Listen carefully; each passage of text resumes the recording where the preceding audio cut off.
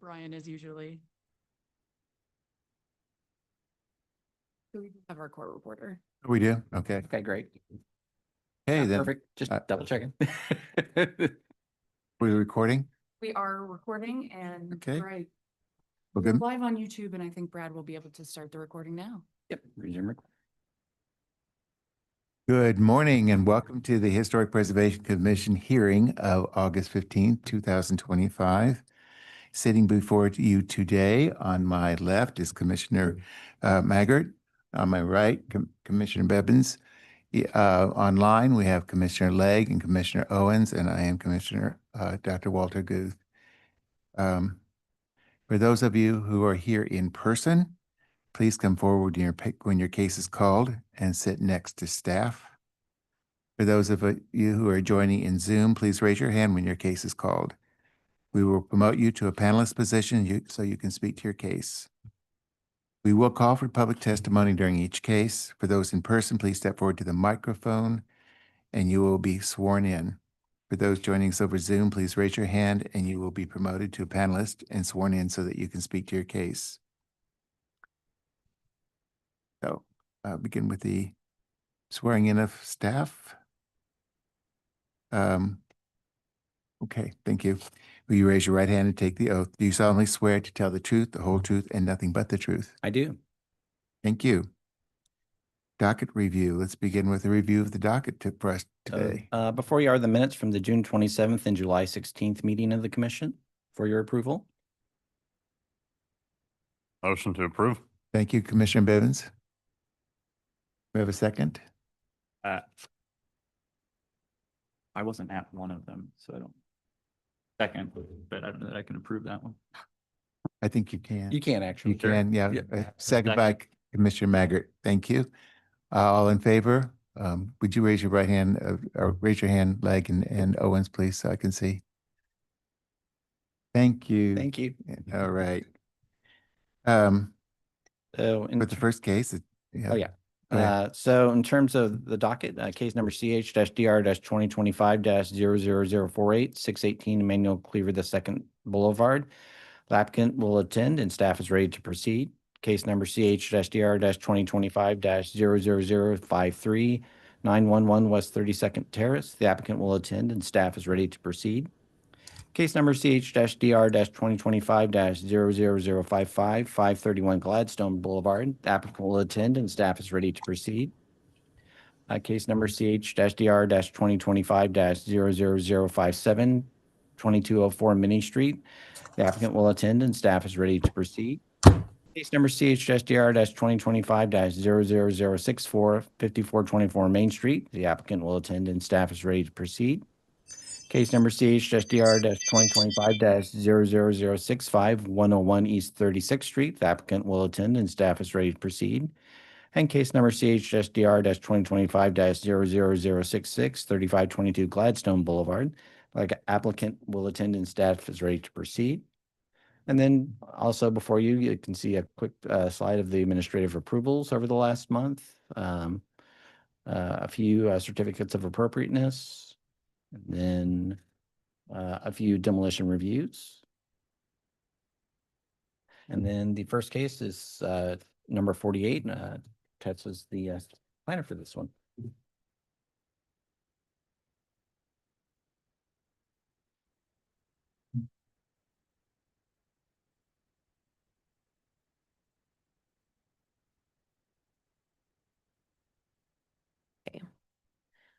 And Adam is present. He is the applicant for this case. Okay. He's online then? He should Okay. be, yes. Adam, you'll receive a promotion to panelist. You'll need to accept to be able to speak on your case. Rejoining as a panelist now. Hello. Hello, good morning, Adam. I'm going to have you go ahead and swear in, even though we're going to have staff do their report first before you give your testimony. Sure. Would you raise your right hand, please? You swear to tell the truth, the whole truth, and nothing but the truth. I do. Thank you so very much. Okay, staff, if you're ready. So the property is located at 618 Emmanuel Cleaver Boulevard, within the Rock Hill Historic District. The applicant requests a certificate of appropriateness to install aluminum or steel fence black in color around the perimeter of the parcel. So the home is a contributing structure to the district. According to the Kansas City Survey, it is a Tudor revival home and was built in 1912 and placed on the local registry in 1980. The home sits closer to the southern boundary of the historic Rock Hill District on the main thoroughfare of Emmanuel Cleaver. And you can see it right here. The property is lined with the stone retaining wall to the south and east side of the property, both of which are facing the street. And then the north and west side are bounded by the neighboring properties. The proposed fence is black in color. The applicant sent this photo as an example of what the fence would look like. The applicant has proposed a 6-foot fence around the perimeter. The fence would not sit on the existing retaining wall. Instead, the fence would be set a couple inches back from the current wall to the south and east side of the property, so the street-facing side. And the proposed fence to the north and south would sit on the property line. The fencing and wall guidelines, which is a supplemental guide to the Kansas City Urban Guidelines, and which was adopted in 2013, states that fences in the front and side yard adjacent to streets should be a maximum of 4 feet in height to allow for visibility of the structure. And then fences such as the proposed fence would be appropriate in style for homes such as the home in the Rock Hill neighborhood. The fencing and wall guidelines. Also, this is Exhibit S if you want to look at the fencing and wall guidelines. They recommend that the fence on the side yard can be taller than 4 feet if located behind the front plane of the home. 5-foot setback on the front plane of the home. The fence, I already let you know about the fence guideline, that's Exhibit S. And so, after reviewing this application, the proposal to install the black aluminum or steel 6-foot fence at the back of the home, which is the north side of the home, is in conformance with the Secretary of Interior standards for rehabilitation number 2, 9, and 10. And then the proposal to install a 6-foot fence on the south and east side lines is in partial violation to standards 2 and 9. So staff recommends lowering the fence in height on the south and east side to 4 feet to bring the project into conformance. And then, although not in the staff report, staff also recommends lowering the side fence to the west of the property, is right here, to 4 feet in height until it reaches the 5 feet behind the plane of the home, 5 feet feet back from the plane of the home, to bring the fence into conformance with the Secretary of Interior standards for rehabilitation number 2, 9, and 10. And that completes my staff report. Thank you. And I see that we have exhibits A through S. Are there any others? No, there is not. Thank you. Have questions of staff? Like Sean does. Okay, Commissioner Owens, do you have a question? Yeah, I do. Thank you. On this street, obviously the little stone walls are the defining characteristic, at least for me, on this boulevard. Very important. So the fence may seem distracting a little bit from that feature. My question is, of the other homes in these first couple blocks to the east of the Nelson Atkins on Cleaver Boulevard, do any others have fences this close? And this is a question for staff, Adam. And how tall are those fences and what are they made of? Do we have that information? There is a fence. I'm not sure the exact address of that fence, but it is black in color. I'm not too sure what the material would be. It does look like the fence pictured on this slide. Okay, and this is another detailed question that you may not have the answer to, but is that other fence built directly behind the stone wall, or is it set back a little further from the street? There are a few actually that have been installed fairly close to the walls. Okay. There's also been some that have actually been installed on the walls. Ooh, In okay. some cases, so it varies a little bit. Okay, so we have a precedent of maybe something even more distracting. Okay, and that's it for right now. Thank you. Thank you, Commissioner Owens. Are there any other questions of staff? I had a question. Jim Bevins? Yeah, this is Commissioner Bivens. Comparing the house or the picture in Exhibit L to the pictures in Exhibit N and onward, the house looks quite a bit different. Do we know why that is?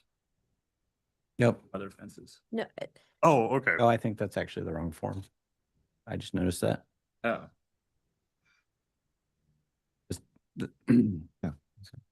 618 Brush Creek. Yeah, That that's would- be the that- block north of it. Emmanuel Cleaver changed the name from Brush Creek to. It was 47th, actually. I know it's a little confusing. All right, but no, that is not the correct survey form. So sorry about that. That's what just wanted. Yep. Oh, that. I thought you were talking about these ones. Oh, You're correct. Bivens, yep.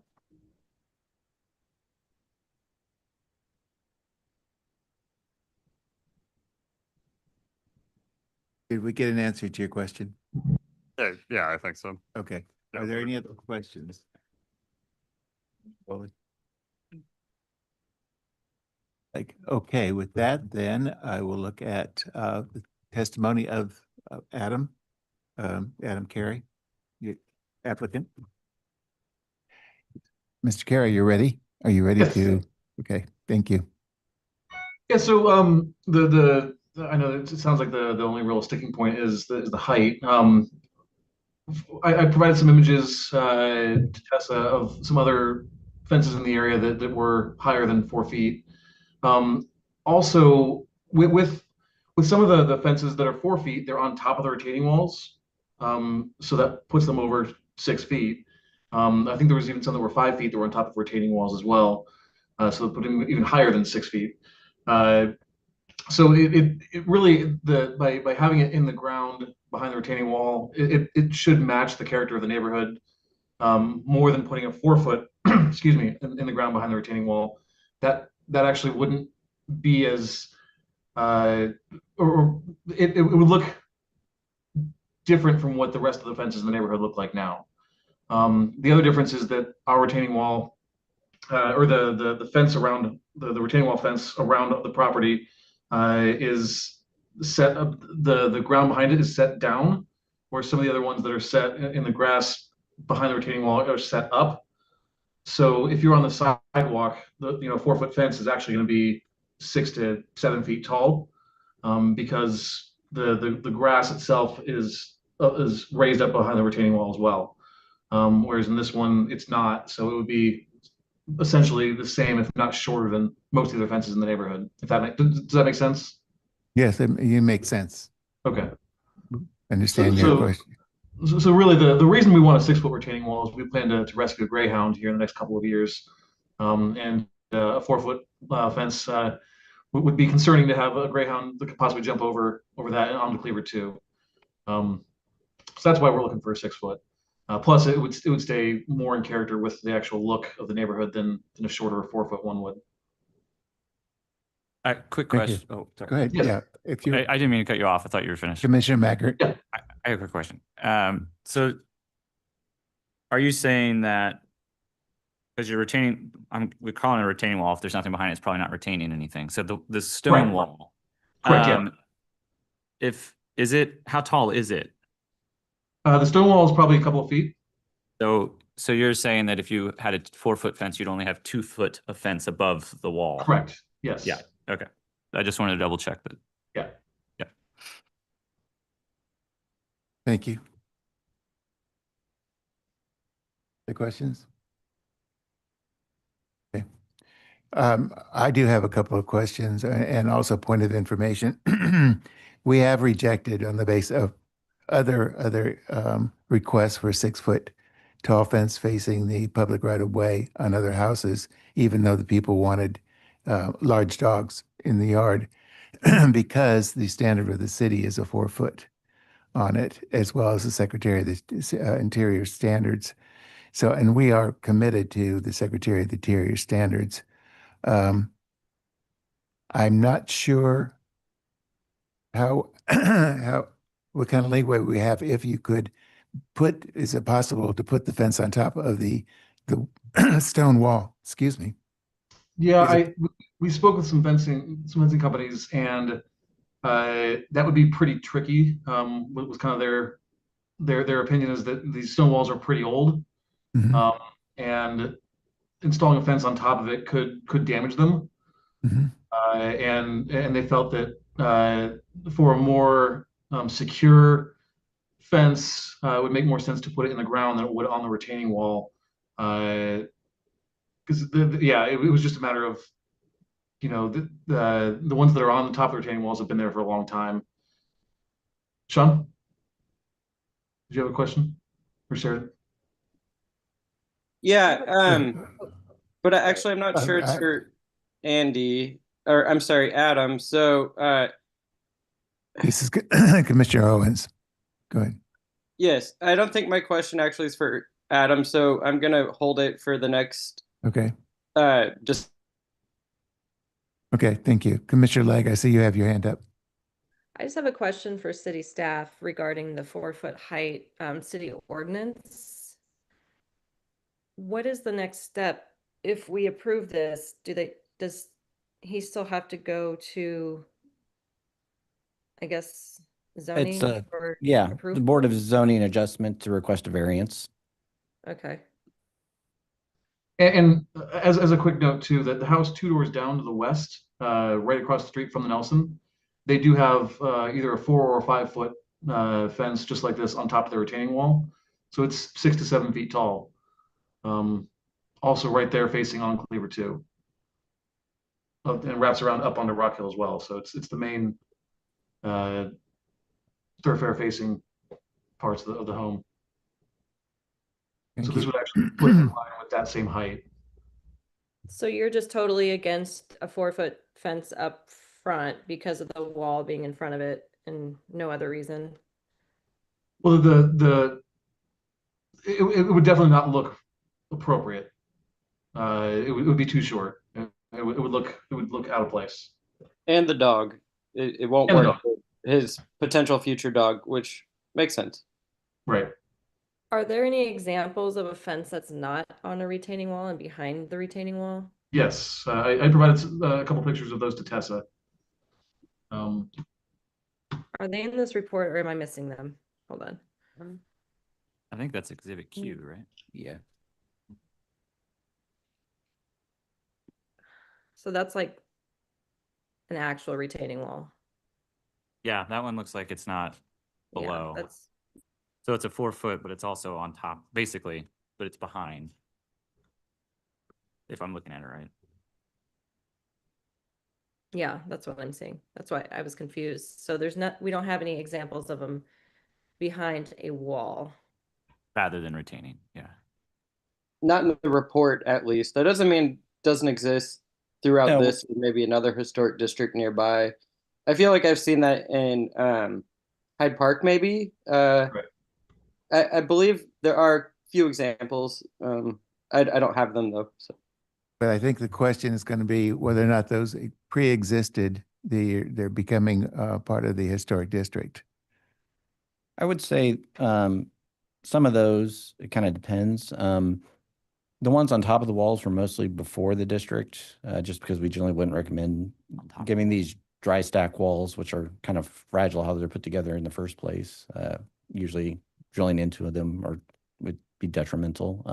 So we usually recommend they are behind it when we, as staff. So, but we have, yeah, approved other fences behind the walls in the district. So That's 6 feet or 4 feet? some are at 6 feet, but I would have to double check if that was before or after we adopted our current guidelines.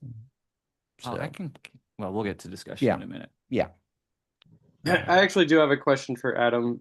Yep. Commissioner Owens then? Yes.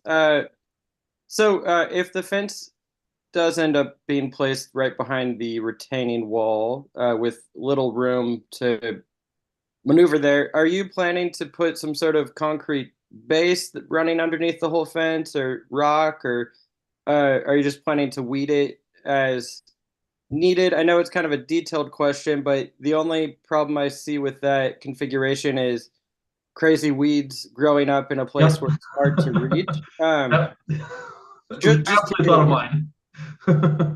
I absolutely thought about that and brought that up with my partner, and we've agreed that yes, we'll have to make sure that we keep that cleaned up. Sure. Well, everyone has to bowl weeds at their home, so nothing out of the ordinary there. So just curious. Thank you. Yep. Are there any further questions of the applicant? Okay, thank you. With that, then we will move on to public testimony. Is there anybody online? Not appear to be any public testimony. Okay, is there anybody here that would like to testify to this case? Okay, thank you. With that, then we'll close public testimony and go on to discussion.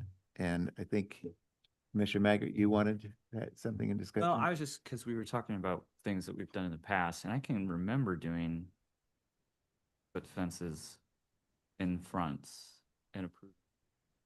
Could be We wrong. have, it's kind of a case by case, Uh, depending on the nature of it. Yeah. Yeah, there were a lot of circumstances to it. Yeah. I'm not saying it's appropriate here, but I'm pretty sure I remember sitting on one of these where we did approve it. So I was just going to add that because I believe that I don't remember one. there was one, I think it was it Benton or Independence Avenue? Yeah. Maybe. I mean, there Benton, was yeah, like- yeah, there was one. I mean, That's there's right. been some in Old Tide Park. There's been some, And there was an Benton. individual who had a corner lot, yeah. kind of like this. Yeah, that was right backing up against the commercial Right. corridor where we And approved the higher fence. Yeah. He was concerned about safety issues. Yeah. Or the homeowner was. And I think there was also one on, it was Benton also, Victorian on Benton, one of the Heim homes. Yeah. But I also think we that one approved a even might 6 have foot. been wood. No, that- that was a wrought iron. No, not that one. The one I'm talking about. Oh, yeah. it was Yeah. wood. Was Yeah. wood. Yeah, the one you were talking about is wood. Yeah. Okay. Whereas at least this one is, Sorry. you still see Okay. it through it. Yes. Thank you. Yeah. Okay, I see a hand raised by Commissioner Legg. Oh. Oh, Yes. Oh, I was just going to comment on the location kind of being on the main road as a reason that I don't know if I see it necessarily an issue with the 6-foot fence, and then also with the wall in front of it. I don't think it's going to be that much of an obstruction. thank you. And Commissioner Owens, do I understand that Yeah. you have a question? Okay. Yeah, I have a Mhm. couple points to make. First, can we scroll to that exhibit, exhibit Q, please? That was the,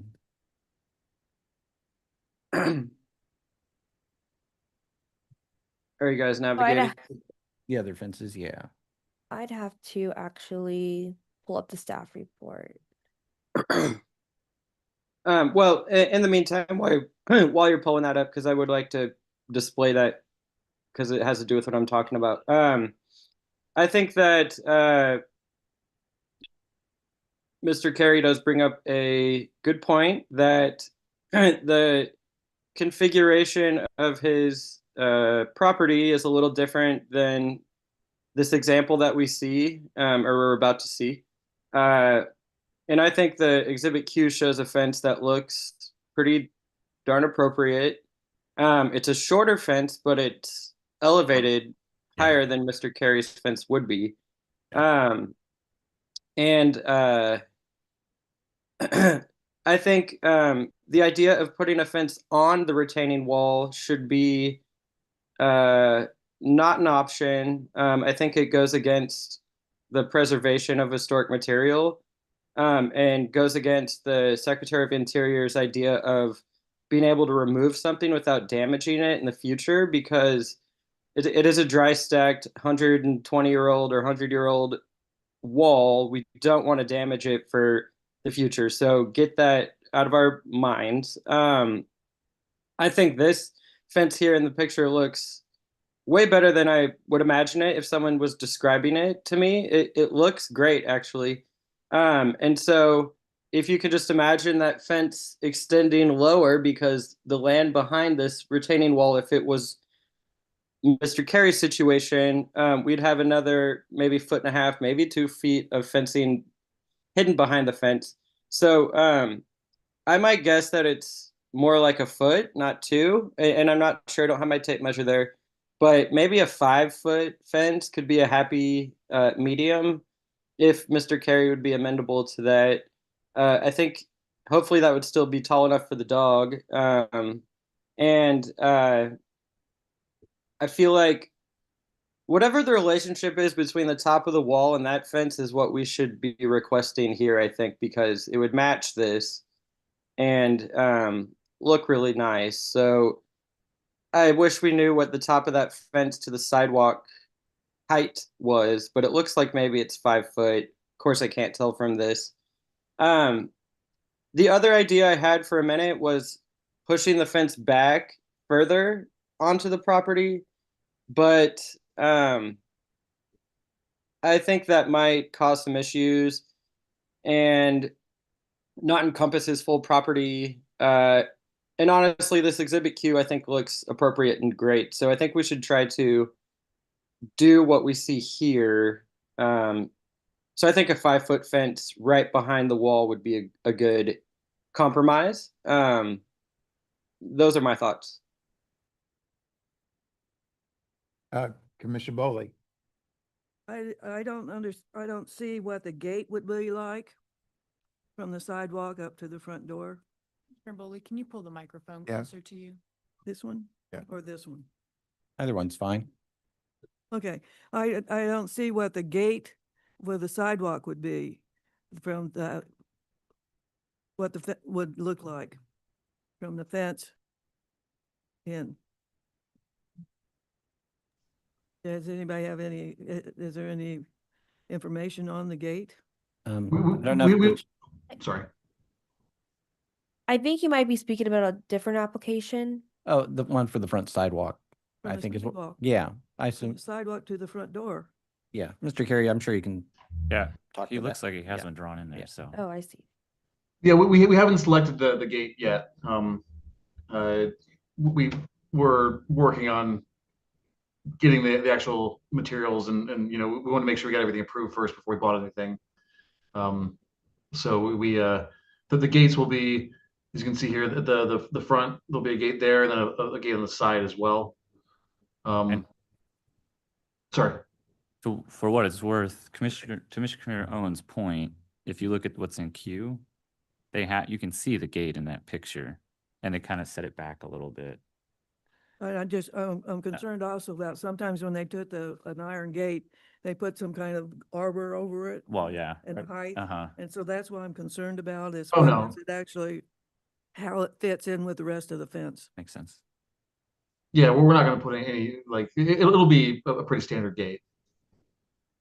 Would you, Commissioner Owens has made a suggestion that we compromise on a 5-foot fence. Would that be amenable to you? I would need to talk to my partner about that. I know she was pretty concerned. She wanted to make sure it was a 6-foot. She's had greyhounds before and they have a bit of a leap. But I'd be happy to measure some of like I'm pretty sure this I'm looking at this retaining wall blown up a little bit on my screen, and it looks like it's a good 1.5 to 2 feet. And I'd be happy to take a measuring tape to some of the ones around the neighborhood to kind of just show these are going to be 6 feet or more. from the ground, and get some images over if that would And help. okay, I kind of get what you're amenable to. Are you amenable to the gate not being higher than the fence? Oh, yeah, absolutely. Okay, thank you. Are there any other questions of the applicant? I had another thought just based off of Commissioner Owen's comments. Okay, The only thing I'm wondering, because the yard, of course, looks mostly the same, but because the wall is truly a wall and not a retaining wall, we don't know what the grade is behind it. And so it's possible that it's changing, over the length of the wall Right. to where 5 feet may make sense in some places, but then it won't in others. And I think it'd be worse to have it be too short than too tall. And so I'm actually more inclined to say that 6 feet would be better from a optics standpoint, because I think that way you'd have enough clearance over the wall to look clean, and it would also be then at a pretty similar height too. So that's just my thought. I'm not, we I could don't- also I leave don't that to the disagree. staff and Okay. applicant to work through as they. okay, we are in actually discussion now, so we're not really talking to the applicant Right. per se. Sorry. Okay. Yeah. And on that, if there's thing I'm basically. not sure if it was heard, but I think I agree with Mr. Maggard. It looks like if I count the steps and if each step is 6 inches, it looks like it's probably a 1.5 foot tall wall if we really want to get in the weeds. So, 6 more inches than I thought. So, 4.5, 5 foot, it's pretty similar.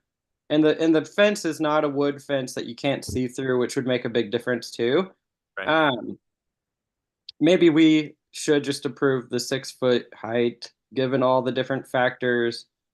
And then if the city has a problem with the fence height, they can address those concerns that don't have to do with historic preservation necessarily Right. at their separate. Are you ready to Perfect make a motion? Okay, I can do it. Anybody else have any comments though first? The answer was would no. just add Oh, that- Sorry, that the Commissioner applicant Legg. can work. I would just add that the applicant can work with city staff to approve the gates. Okay. That sounds good to me. So in case number CHDR 2025-00048 at 618 Emmanuel Cleaver II Boulevard, within the Rock Hill Historic District, I move that that we approve a certificate of appropriateness to construct. Getting to the summary here. To construct. Where is it? The proposal to install a black aluminum or steel 6 foot fence at the around the entire home. Although having it in the front and the back is in conformance with the Secretary of Interior standards for rehabilitations 2, 9, and 10. And regardless of the fact that the proposal to install the 6 foot fence on the south and east lot lines is in partial violation of standards 2 and 9, given the configuration of the property, we believe that it's still appropriate. The height difference of his property makes it appropriate in our mind. That's good. Also the fence or the gate. Yep. We would like the applicant to work with city staff on the final design of the gate to ensure it is also appropriate, or the 2 gates are appropriate. Thank you. Do we have a second? Second. Second by Commissioner Bivens. I'm going for a roll call vote. Commissioner Maggart, Aye. Commissioner Bivens, Aye. Commissioner Legg, Aye. Commissioner Owens, Aye. Commissioner Bowley, Aye. and I will vote aye too. So that'll make it passes 6-0. Thank you. Thank you, Mr. Carey. Thank you. Now you have to go on to the city. Yeah. Place the city on it. Okay, so we're ready for the next. Yes. Okay. And the applicant is present, Brian Hernandez. Good morning. Good morning, Mr. Hernandez. I'm going to go ahead and swear you in, although staff will do their report first before you address your request. Would you raise your hand, right hand, please? Do you swear that? Thank you. We swear swear to tell the truth, the whole truth, and nothing but the truth. Yes. Thank you. Staff, I see that we have A through O. Yes. Are there any other exhibits? No. Okay, thank you. Go ahead. This property is located at 911 West 32nd Terrace. The applicant has requested a certificate of appropriateness to install a pergola to the front of the home. The home is located in the Coleman Highlands Historic District. It's a craftsman style home and was built in 1911.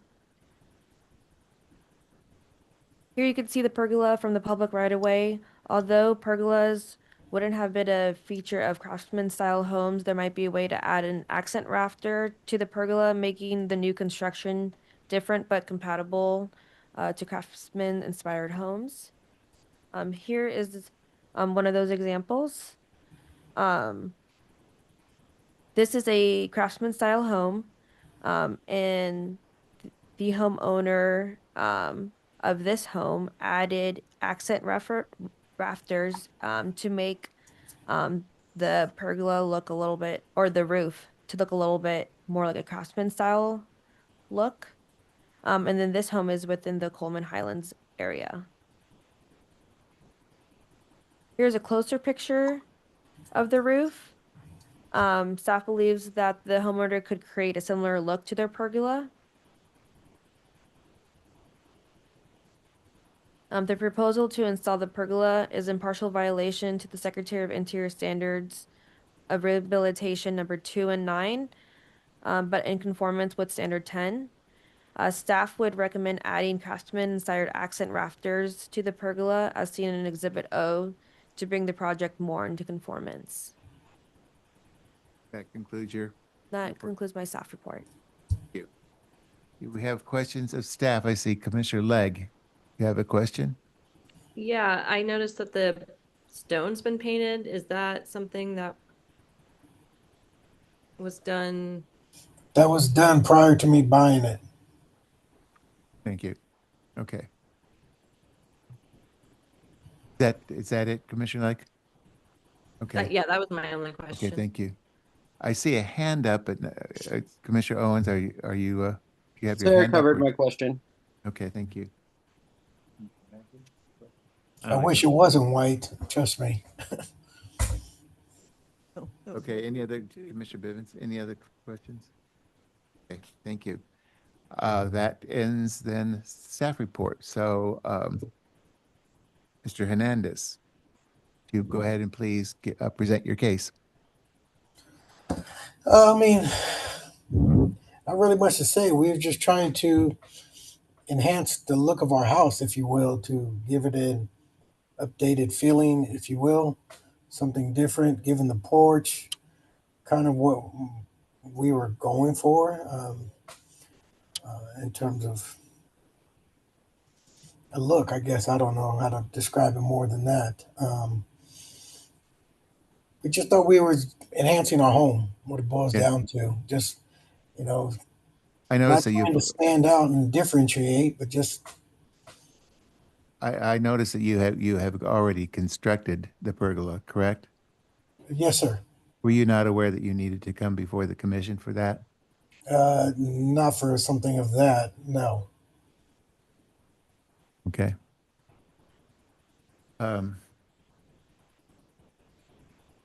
Oh, Commissioner Owens, you have a question of the applicant? I do. Okay.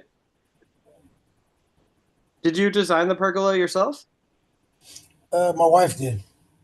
I have to say it is kind of a cool design, and I do appreciate it, but unfortunately, it doesn't have that historic character that it's our mission to ensure is protected in the neighborhood. I do think It looks interesting. I don't hate it, but I don't think it's appropriate. I do think if you were to add some rafters with decorative tails, it may still work with your design, but also bring it into conformance. Is that something you would be open to doing? I'm not opposed to it. I mean, it's It would give you more given the shade. example right here that I'm looking at. Yes, something similar to that. It would give you more shade too. And I'm not sure what the city's recommendation is or the staff's recommendation is, but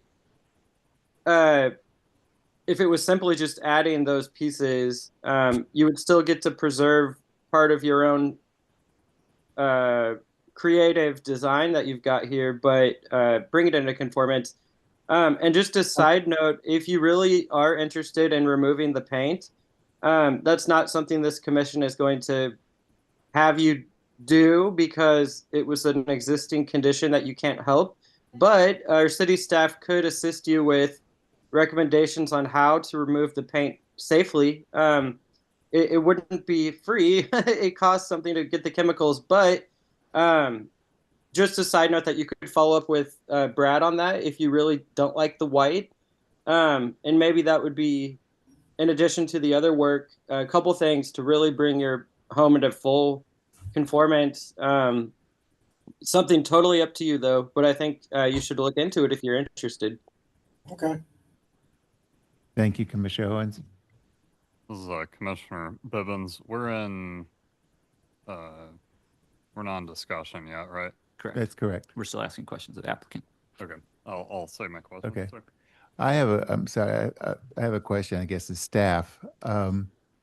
This is a new construction, and oftentimes we like to separate what is new to a property from what is old in the property with a different design, i.e. Nelson Atkins I have Museum. comments about that too. Huh? I have similar comments. yeah. Okay. Is it allowable for them to keep it the very modern design in a historic district because it is a new construction? I mean, what's the thinking here? It is, I think it's kind of the balance, differentiated but compatible. I mean, adding some of those decorative details to it, I think it would still kind of look like something that was added on, even with those, just given the nature of if we keep the existing structure and just kind of retrofit it some, with some of those decorative details. It is a balance. I guess our main concern was that, it's a little stark the way it is. So I don't think there's any decorative details on it at the moment, so. Yeah. And it is on the main facade, which is another. Right. Yeah. So there's almost no compatibility right now, so. Yeah, I agree too that it does not fit the character of the district. Commissioner Legg, thank you. Okay, go ahead. Why don't we see? Oh, if I it- was just saying that I agree that it doesn't fit the character of the district. That's why, for this particular case, I think the rafter tails need to be added, or the whatever they're called, and then noting that it can be removed in the future. Okay, thank you. I have comments as well, but I'll save them for when we're done. For with- discussion? Yeah. A question, but Commissioner. Commissioner Bowley, Thank you. did you do this sidewalk railing? I'm sorry, I'm focusing on the entrance and everything. But the sidewalk railing, did you do that at the same time that you did the pergola? Are you talking to me? Yes, yes. No, the railings were all done prior to me buying that house. Okay, and so did you change the color of the railing to go with the pergola? Yes. Okay, thank you. Thank you. Yes. Do we have any other questions of the applicant? Okay, with that, we'll move to public testimony. Is there anybody here who would like to testify to this case? Is there anybody online? There does not appear to be any public comment. Okay, thank you. With that, then we will move to discussion among the commissioners. And Commissioner Bibbins, it looks like you're poised. Okay. This is Commissioner Bibbins. something that I want to point out is between Exhibit L and Exhibit N. So Exhibit L shows, what I assume is some sort of, maybe it doesn't look like a tax credit photo, but an earlier image of the house. And it looks like it has some sort of, it's not pergola, but some sort of horizontal patio cover over it. And that's a pretty stark patio cover. It doesn't have really much decorative elements you can see. I think it might have some vertical, like maybe metal supports. If you look really closely. You're right, it does. But otherwise, it's very simple. And comparing it to Exhibit N, the horizontal, like the top of it actually looks like it lands about in the same place. So I'm actually not entirely sure if like changing it to be more ornamental would be that advisable under this condition or under the circumstance. Like, we don't know if the thing in the earlier photo is historic or not, but that was definitely, it existed at some point. Want to point that out? I think what you're trying to say is the earliest evidence that we have of photographic evidence of the house shows is this picture, and that the present configuration seems to be in conformance with that idea. Or at least resembles it maybe more than is being kind of has been portrayed so far. Owens has a comment. Commissioner Owens? Yeah, You have in That was my fault. Oh, To lower his hand. I apologize, Commissioner Owens. oh, am I allowed to talk or someone have something to say? No, you were accidentally muted. Yes. Okay, thank you. I think that regardless of that 1940s photo, I believe it's 40s, having that having that unattractive porch, I don't think for me that changes anything. But I mean, I think this current pergola right now is way more attractive than that thing was. But I still believe that adding some rafters with decorative tails, and they don't have to look exactly like that picture there, but something without a square edge, I think would actually enhance this design more, and make it a little bit more historic feeling. And it'll provide more shade for you. So if I was to make a motion, or if I do later, I'm going to suggest that. And I don't think you have to change or take down what you've done so far. It's just adding an element to it. That's my personal opinion. And I think when it's finished, I would hope, and I think that you might like it even more. I can't say that for sure, but I think it's a good idea, and I think it would make it conform a little better. So that's what I think about this. Thank you, Commissioner Owens. We are in discussion right now. We're not addressing the applicant. Right. So I think Commissioner Legg had something. Oh. No?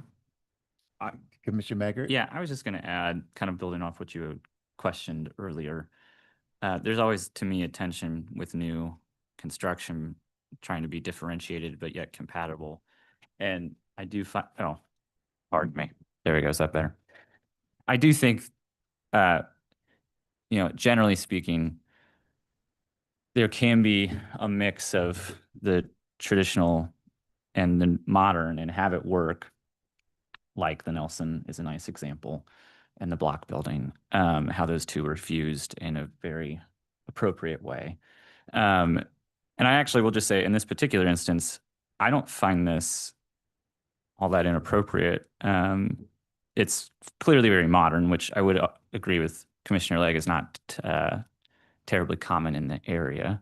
But it's pretty minimal. And, from the street, it's basically just a couple straight lines, which I think is probably part of the objection for Commissioner Legg and Commissioner Owens. But it's easily removable. It's pretty minimal. And then in some ways, the house does have very sharp lines, and so having lines doesn't bother me. I also, though, would agree with Commissioner Owens that adding some of the detail would probably provide more shade and they might enjoy it. And I think I would also think that looked nice as well. So I'm not objecting to that, but I actually think I'd be okay with it as is. As it is? Okay, Yeah. thank you. I have a comment. A comment from Commissioner Bowley? To me, it appears it's just a little bit too jarring or incompatibility between the colors of the pergola and the body of the house. Okay. If they blended better together, the pergola wouldn't stand out as much as it does now with it being so much darker than everything else. So you would be in favor of it, the construction as it stands, but paint it a color more? I think it should be painted a little more blended in so that it fits into the house, so it's not looking like an add-on just thrown on. Okay. I also do believe with Sean about having some kind of softening of the edge of the corners. Of those. You want to corners. describe what that is? Can you? No, I don't know what it would be because it would depend on scale. Okay. And it would not be as big as the rafter tails up at the top, Right. on the top floor. But it would be something that would soften it. It could be more modern, but not look exactly like it, but like a bracket or a, whatever you call it under the shelf. Something like that that would soften that Harness. edge. Yeah. Commissioner Owens has a comment. Yeah. Commissioner, Sorry. Commissioner Owens, go ahead. Wanted to respond to the latest comment. I was thinking about the color as well, and I'm kind of torn. I wouldn't want it painted the body color of the house. I'm not sure if that's what was suggested, but I think that would look odd. I think using the trim color on the house might be nice, but it might look weird with the way his wall is already painted white. Unfortunately, it might look like it's growing out of the wall or something, which is not what we want either. Maybe some sort of natural stain color would be the best, but you know, if the applicant was to change this with the rafters on top, maybe the color's fine. I don't know. I hate to, yeah, that's a good view of it. I feel like it matches the color of the home when it's in shadow. If you look at the part of the vestibule that comes out under the porch, in this particular view, it looks like a very similar color. I think I'm okay with the color after all. I'm going to step in here and just say Yeah. that what I'm hearing, Commissioner Maggard is in favor of it being as is. Or you can change it. but- Or change, either way. Yeah. Commissioner Bowley says potentially some adjustment with the modern design would be acceptable without doing the, what did they call them? Rafter tails. Thank you, Yeah. Rafter tails. I'm hearing that Commissioner Legg and Commissioner Owens would prefer the rafter tails. In short, I'm hearing that we don't have any consensus whatsoever. We need to build a consensus. So where are we going to go on this? I personally am in favor of letting it be. I think the contemporary design is attractive with the house. I think painting it a little closer to the body of the house might be helpful, but I wasn't saying that it needed to be the same color as the body of the house, but Right, that right. the contrast is a little too stark. right. Softening is what you're looking for. Yeah, the softening of the highly contemporary look. So I don't see that we're ready unless somebody wants to make a motion, and we'll go forward on that. What about, and this is continuing the discussion, what about giving him a choice between keeping the current design but changing the color somehow, or keeping everything as it is but adding the rafters, no change to color, so that the applicant gets a choice of what they want to do, and in either case it would soften the modern appearance while still preserving what they've designed. So the consensus would be on softening the modern element, whether by And then- color or addition of the Yes. rafters. The Okay. way it's softened, we don't necessarily have to dictate what he does. No, it could be under staff review. Yep, that might be a you. happy medium. Thank I you. don't know if that's what everyone else wants, but I'd be. Well, I'll find out. I'll find out. Thank you. Commissioner Legg, would that be okay with you? Okay, thank you, Commissioner. Yeah, that'd be Legg. fine. Okay. Commissioner Bivens, Yeah. I think we have a consensus now. Who would like to make the motion, please? Can, although it sounds like Sean might be better suited for it. I'm happy to do it, but I don't Okay. have to. Go for it. Yeah, go ahead, please. Okay. In case number CHDR 2025-0053 at 911 West 32nd Terrace within the Coleman Highlands Historic District, I move that the commission approve a certificate of appropriateness to for the project to or the proposal to install a pergola. Although it's in partial violation with the Secretary of Interior standards for rehabilitations 2 and 9, and in conformance with Standard 10, the approval is contingent on quote softening the current modern design, and the way in which it is softened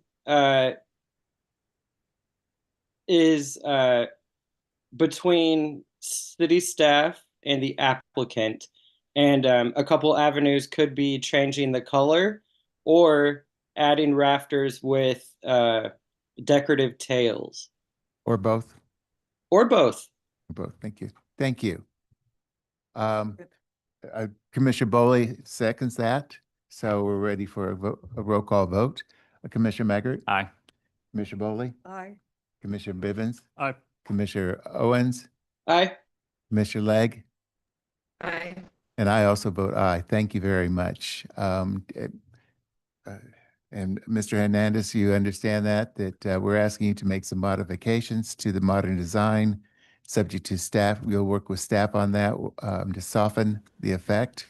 It doesn't have to be historically accurate, but we do ask that you look at rafter tails as a possibility, changing the paint colors to be a little softer, tied in closer to the paint color of the house, or some other kind of motivation, some other kind of modification, thank you, that So- perhaps you or the staff can come up with. Color or decorative tails, or both, one or the Or other. both, or, yes, main thing is to soften the look and to work with staff on that. So you won't have to come before the commission, whatever staff approves will be sufficient. Sure. Okay, thank you. So your pergola is approved with that codicil. Yep. Okay, so are we ready for the next one? Also ensure a buyer for your home understands that this is a historic district. What was that, Commissioner Legg? It was a public service. That announcement. also ensure the purchaser of the home knows that this is a historic district. Just an aside, since he Yes, got stuck in this situation. thank you. Okay, the next case on the docket is, So the next case is CHDR 2025-000 55 at 531 Gladstone Boulevard in the Scarrett Point Historic District. okay, and I see that we have exhibits A through O. Are there any other exhibits? No. Thank you. So if you will proceed, is the applicant here? Tell me who the His name is David Davis. not see a David Davis in our attendees. David Davis, if you're here to speak to this case, please raise your hand.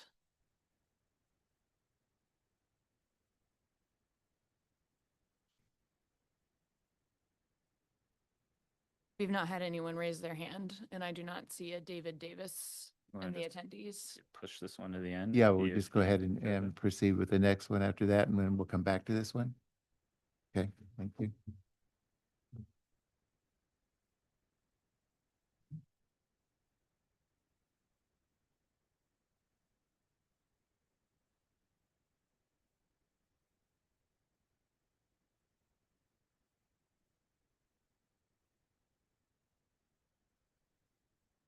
Did you get that, Brad?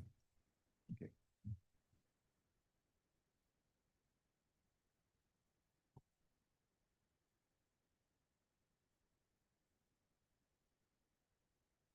The applicant is here for CH-DR-2025-00057. Please raise your hand and I'll promote you to a panelist.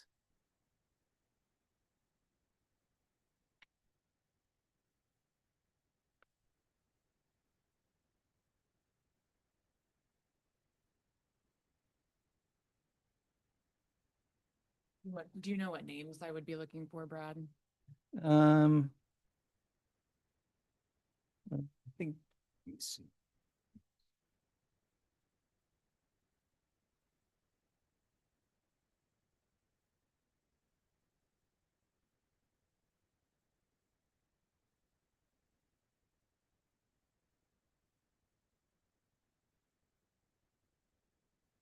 I am not recognizing the demolition contractor doesn't seem to be there and the property owner doesn't seem to be on here at all either. Might need to hold this one till later too.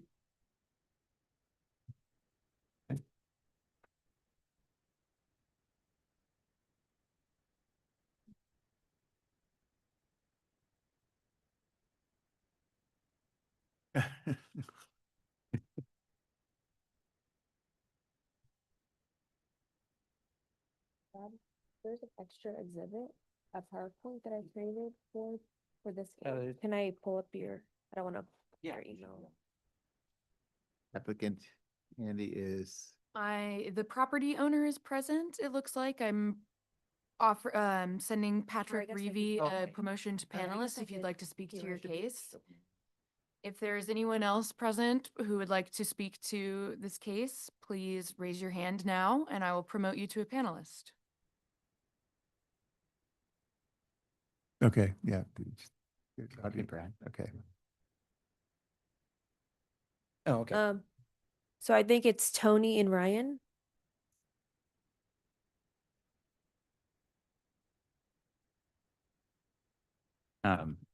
Just for record purposes, I know the owners.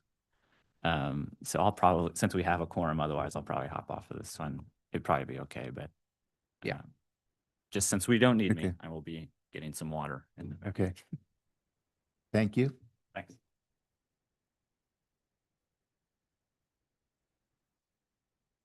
I don't see them on the, I did not recognize the names you said, Tessa.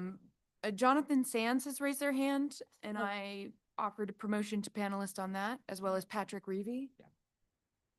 And Patrick is the owner. Yes, so Patrick, if you'd like to accept the promotion to panelist to speak on the case, even if you don't necessarily have something prepared, if the commission has questions for you. I have to swear you in. Tony is joining right now. Excellent. He's having some technical difficulties, but he is figuring it out right now. Okay. Person in the gallery that wanted to speak to this, are you an applicant or just you're the homeowner? Okay, thank you. So you don't want any testimony?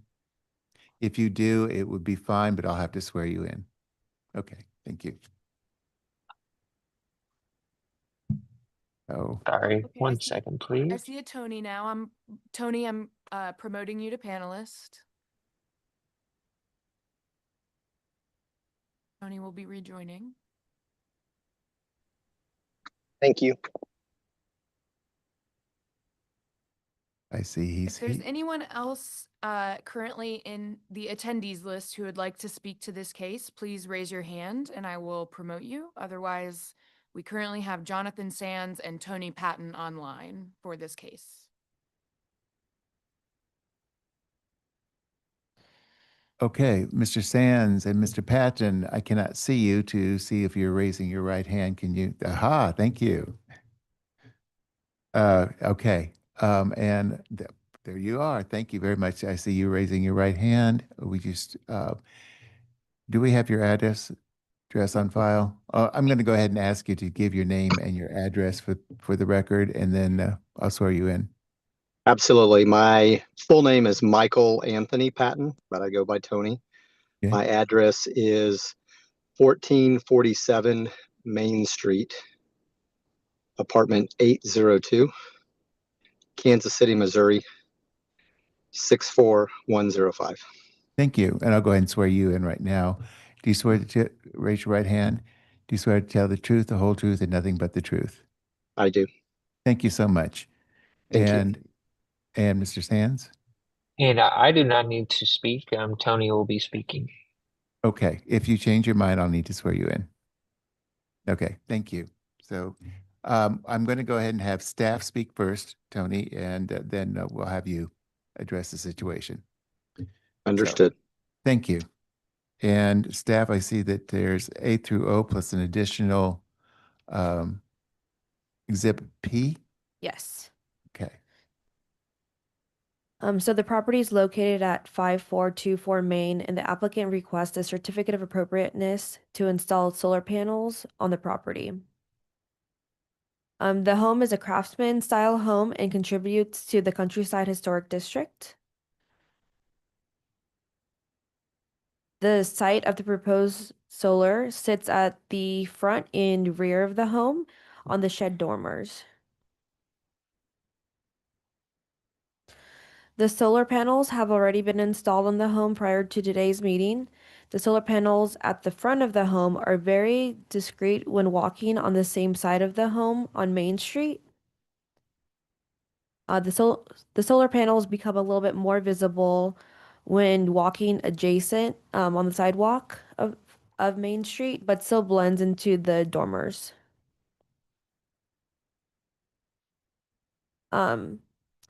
The panel mounting equipment features a low profile and closely matches the color of the existing roof. Overall, there is no exterior electrical wiring that can be seen from the public right-of-way, and the current roof is dark gray in color, and the solar panels are dark black in color, providing low visibility look from the public right-of-way. The solar panels on the back shed dormer, which is on the west side of the home, is not visible from the public right-of-way.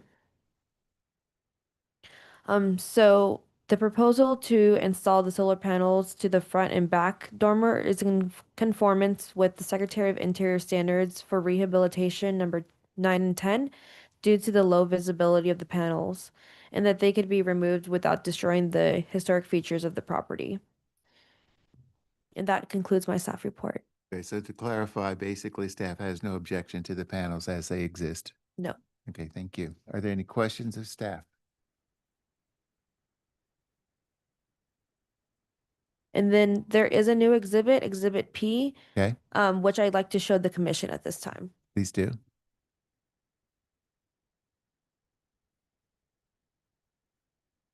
So prior to this meeting, I had sent an email from a resident that lives behind this home. And he sent in a picture of the glare of the solar panel that kind of leads into his house. He also sent a few videos he'd like me to show as well.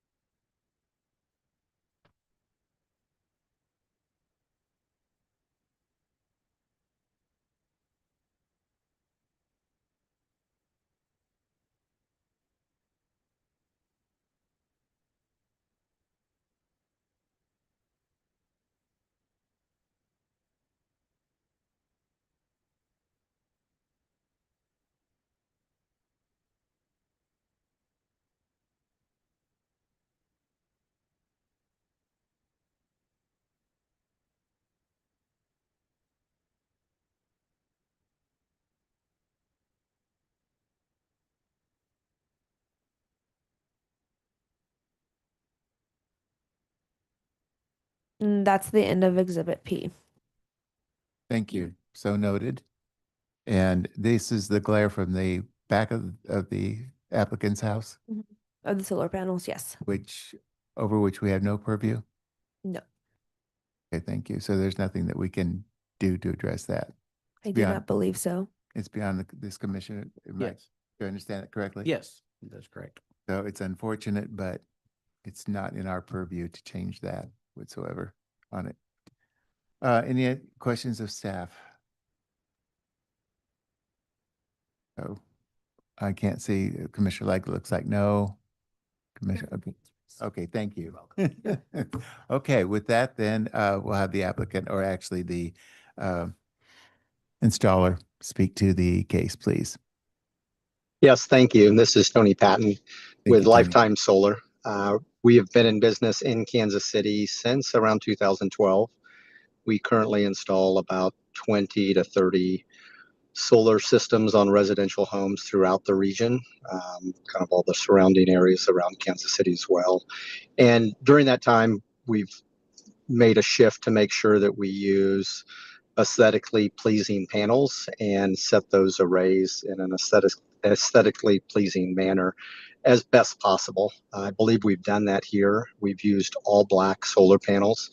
There are a variety of other solar panels available, but the all black, which includes a black frame, allows for the least visibility. I think it works well here because of the dark colored roof. I think it blends in well. We also decided to put them on the dormers, which provided the least visibility to the road from anybody either driving or walking by for two reasons. One is that that's higher up on the roof, and number two, because of the angle. If we were to place the panels on the more sloped roofs, they would be obviously much more visible. When we're installing solar panels, we have three portions of a roof we can use. We can either use the south facing roof if that's available, which is preferable. Here we only have an east and west facing roof, and so we place those on the two dormers.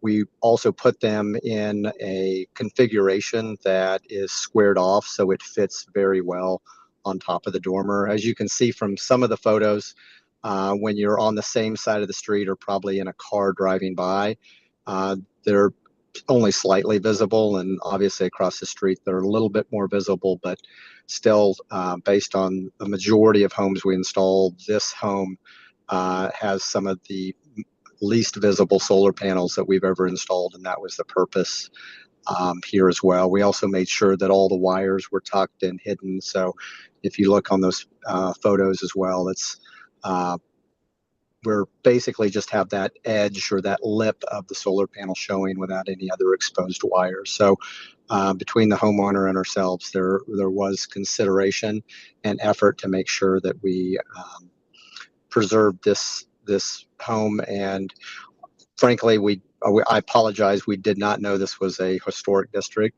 This is how we typically just install. So we do take pains to do this, historic district or not.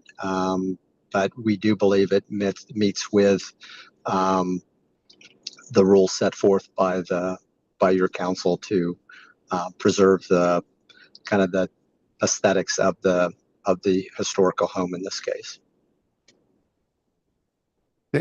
Thank you. And I'm sorry, who? Commissioner Legg. Commissioner Legg, you have a question?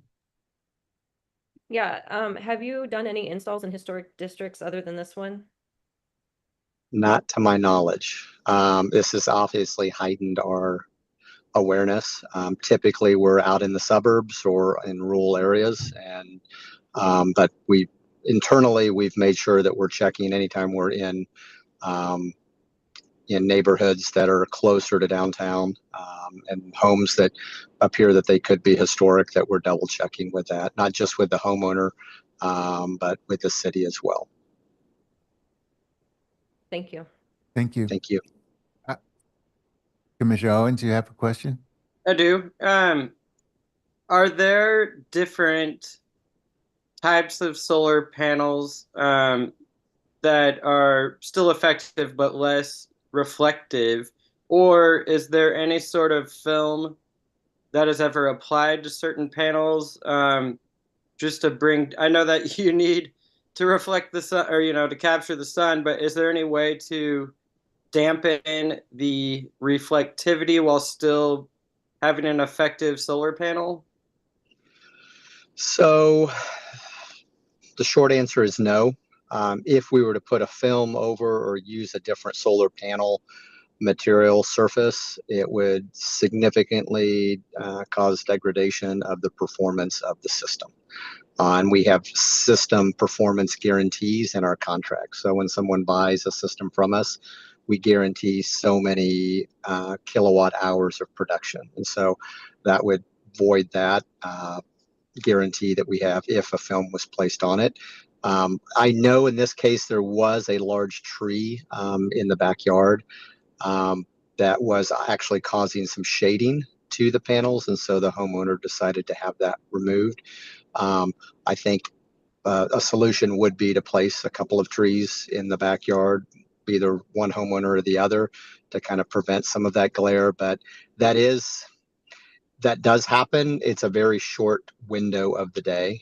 It has to hit just right at the right time. So this isn't something that you're going to have for hours. This is something for a few minutes. And I understand, and I wish there was something we could do to prevent that, but it would have significant effects on the performance and then basically the value of the system if we were to put a film on it.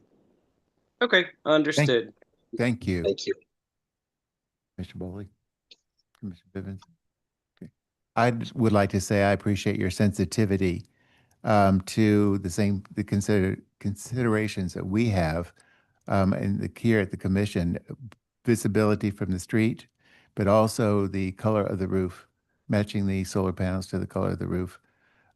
We have so many situations in which we have to ask the solar panels be moved, or we find people with light gray roofs or, wanting solar panels that just look abhorrent. This is sensitive and well done without your even apparently knowing what we were looking for. So thank you. Thank you. I appreciate that. With that, it looks like we're finished with our questions to the applicant. Is there any public testimony? Owner has raised their hand in the attendees. So Patrick Reevy, I will promote you to panelists to be able to speak on the case.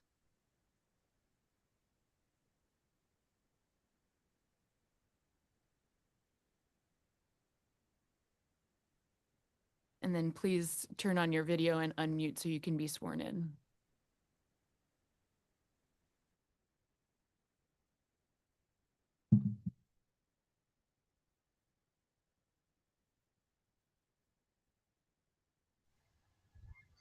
Okay, Yeah, thank you. We can see you, yes. Mr. Reevy.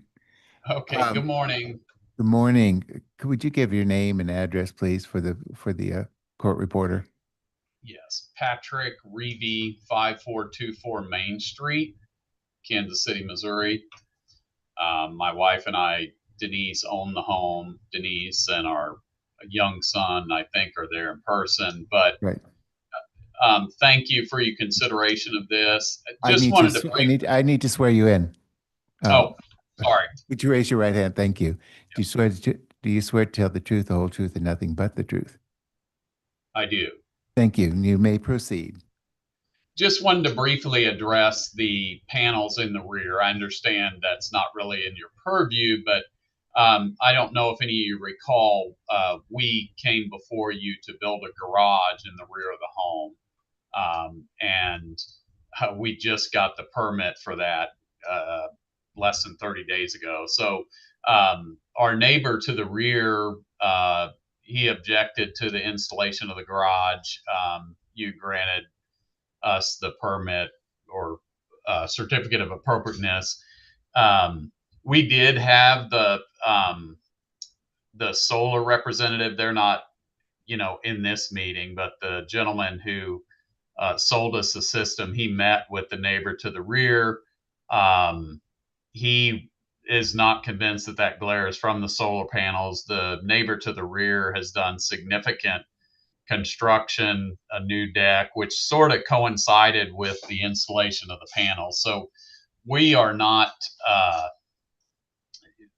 we are not convinced that the glare is from those solar panels. But in any event, once the garage is up, the garage will primarily take up most of our backyard. So there shouldn't be an issue. And I've told our neighbor that, you know, let's see, you know, we're doing this garage, you know, we can revisit it after that. But we feel like given the elevation of the new garage, this will no longer be an issue. And as far as trees, the big tree had to come down because the roots are into the driveway. And so we have another very large tree back there, but really there won't be any room for any additional trees back there. So just wanted to provide that clarification for the commission. Well, thank you. Thank you for that. Let's see, I think you are the only public testimony? There is no other hands Yes. raised on. Okay, thank you. Mrs. Reevy, do you want to say anything? Okay, thank you. With that, I will close testimony unless there's any questions. Okay, no. Both Commissioner Legg and Commissioner Owens have their hands raised. Oh, okay. You have questions at Mr. Legg? I just have a question. You knew you needed to get your certificate of appropriateness for your garage. Were the solar panels on before the garage, or why didn't you do that before you installed? You're muted. Mr. Reevy, yeah, Mr. Reevy, do you have an answer to? Yeah. Yeah. Sorry. Yes, I do. No, they were placed on after.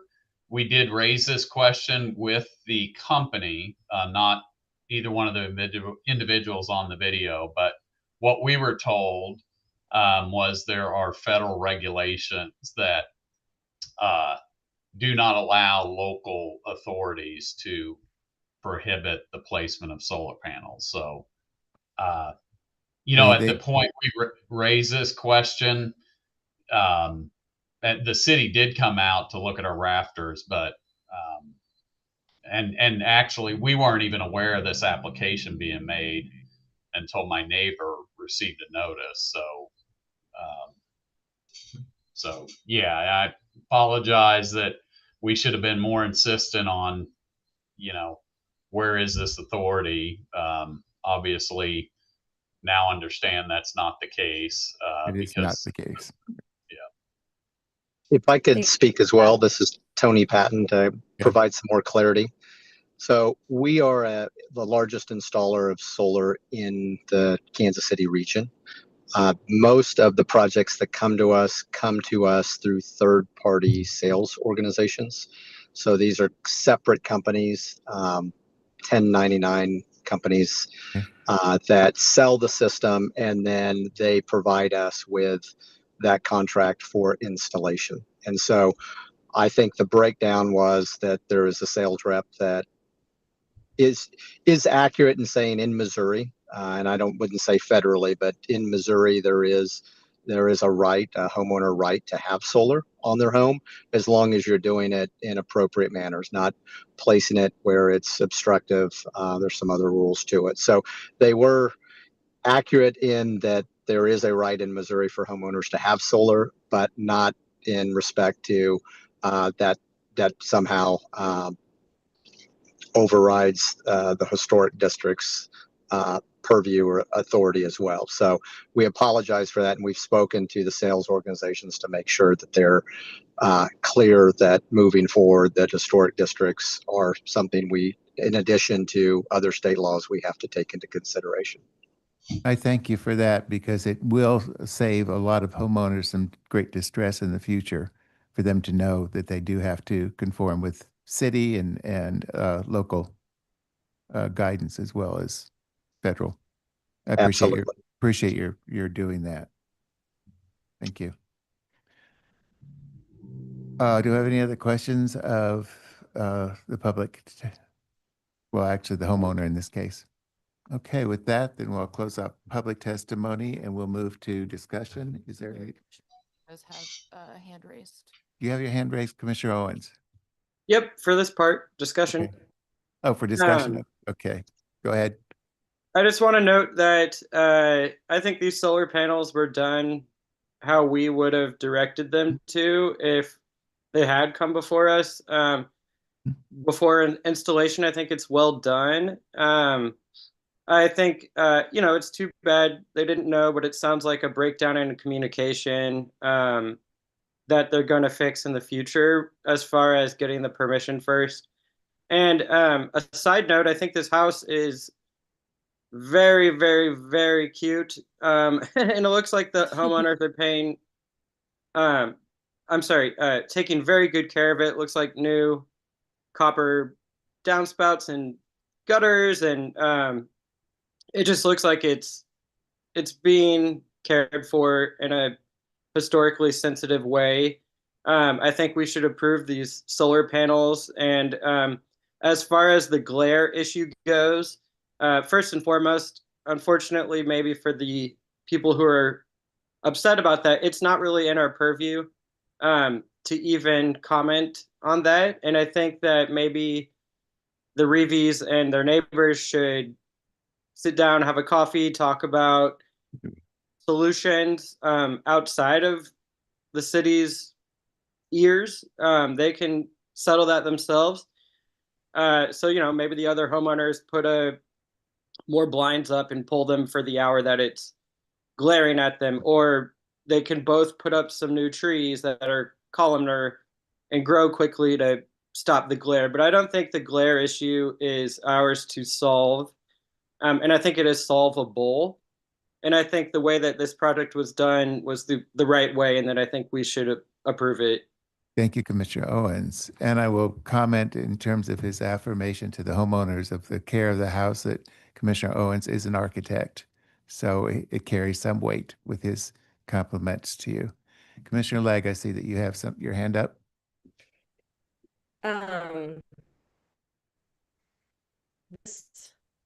This case aside, a little concerned and find a little disturbing the amount of glare that there is, because we have asked many solar panel cases in the past about glare, and they have all assured us that that's not a problem. Our panels, the new style, blah, blah, blah, blah, blah, they don't glare. And if that is something that is on the front of a house in the future, I think we need to keep this case in mind, that if it's glaring into the right of way, that's a safety issue, but B, that is definitely something that would affect the historic character of a district. So I'm glad that the neighbor brought it to our attention, although it's not applicable to this case. As far as this case goes, I agree. I think they did a fine job on the front. Hopefully moving forward, you'll use Parcel Viewer anytime you do an install and look for that holds tab, which is where it'll tell you if it's in a district. Super easy, takes you 3 minutes. Otherwise, I think the front of the house looks good and fits within our standards. I want to say thank you for that concern, expressing that concern that if there is a glare that we need to really address that in the future.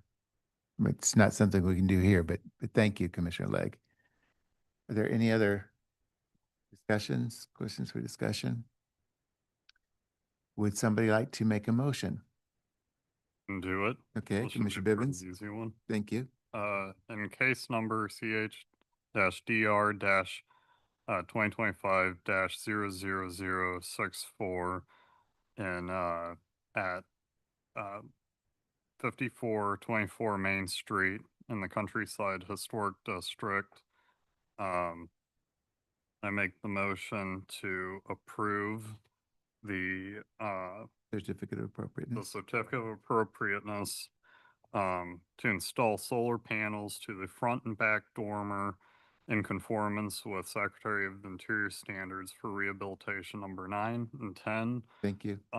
With the note that the solar panels have already been installed. Okay, thank you. Do you want to say anything about the color of the roof? um, that would be covered in the, but yeah, noting that the, solar panels match the, and they're kind of dark black and gray color scheme. They match the, tile or the, shingle roof of the existing house. Thank you. Do we have a second? Second. Second by Commissioner Bowley and Commissioner Legg. Okay, with that, I will call for roll call. Commissioner Bivens, Aye. Commissioner Bowley, Commissioner Legg, Aye. Commissioner Owens, Aye. and I will also say aye, so it passes 5-0. Thank you so very much. And thank you, Tony, I forget, for your sensitivity to the installation here. Thank And you. hopefully something can be done if it's caused by the glare of the solar panels to help the neighbor, if the construction of the garage doesn't. I know you want friendly neighbors, so I could tell. So thank you. It is approved. And so with that, we'll go on to the next case, which is The next case is CH-DR-2025-00065. The address is 101 East 36th Street in the Old Hyde Park Historic District. The applicant has requested a certificate of appropriateness to install a middle fencing, black in color, with a limestone wall on the exterior street facing side of the corner lot, and a wood fence on the interior side of the property. Like I said, the home is located in Hyde Park District, and the home is a Spanish colonial revival home built in 1903. The applicant has proposed a 4 to 4.5 foot tall black fence on a limestone wall. So the fence would, with the limestone wall, would be 4 to 4.5 feet tall, depending on the slope. The site plan includes 13 limestone pillars. All 13 of those would be 6 feet in height. And 6 of the 13 pillars that are proposed would be used for 3 gateway entries. I've highlighted the entryways here. So 2 of them are proposed to be for pedestrian entry, and then the one on Walnut on the side of the home would be for vehicle use.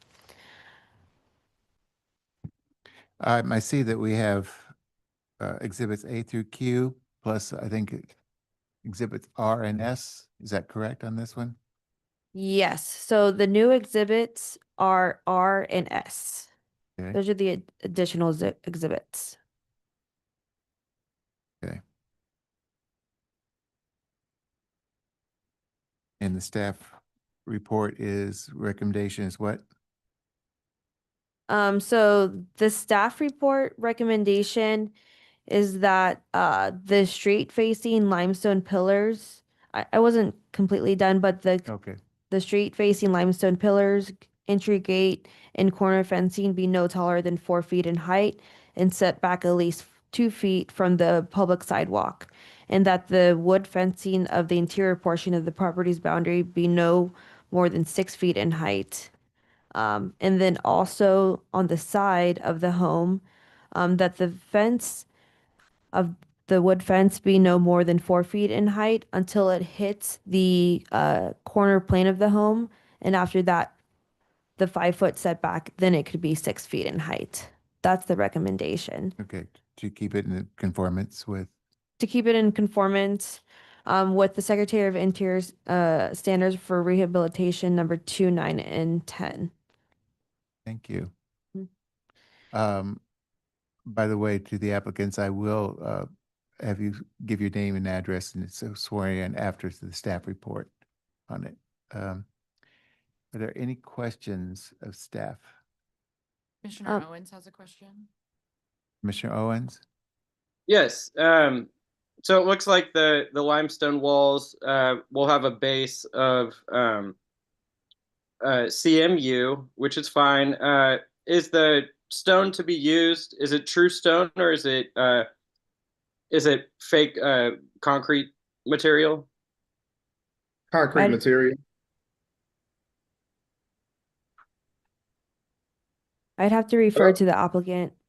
Okay, the Okay. applicant, we'll let the applicant address that question then in his Yeah, time. and we'll have to wait till the next series of questions for you to answer. Sorry about that, but Right. I'll ask again. Okay, thank you. Commissioner Legg, do you have any questions? Staff? Okay, and I see Sorry, nothing. yes, I do have a question. Okay. Uh, Go ahead, Commissioner Legg. Was this turned in, or how did this get on the radar of the city? I believe so someone contacted the city about this project. And we went out then there. it looks like, just to clarify, it looks like despite knowing there needed to be a certificate of appropriateness, it looks like work has continued. Yes. What was that Thank you for again, that please? clarification. What was that again? It was hard to tell if work had continued after they were notified that they needed to proceed with the certificate of appropriateness. Okay, And that's a clarifying question.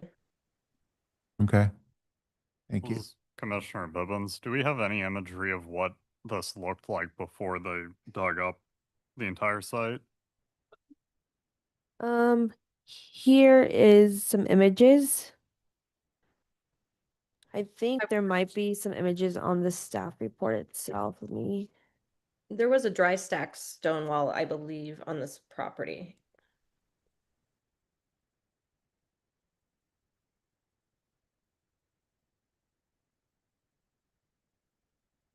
I wasn't able to capture that. But I did capture photos on exhibit N where you could see just the rebar being placed.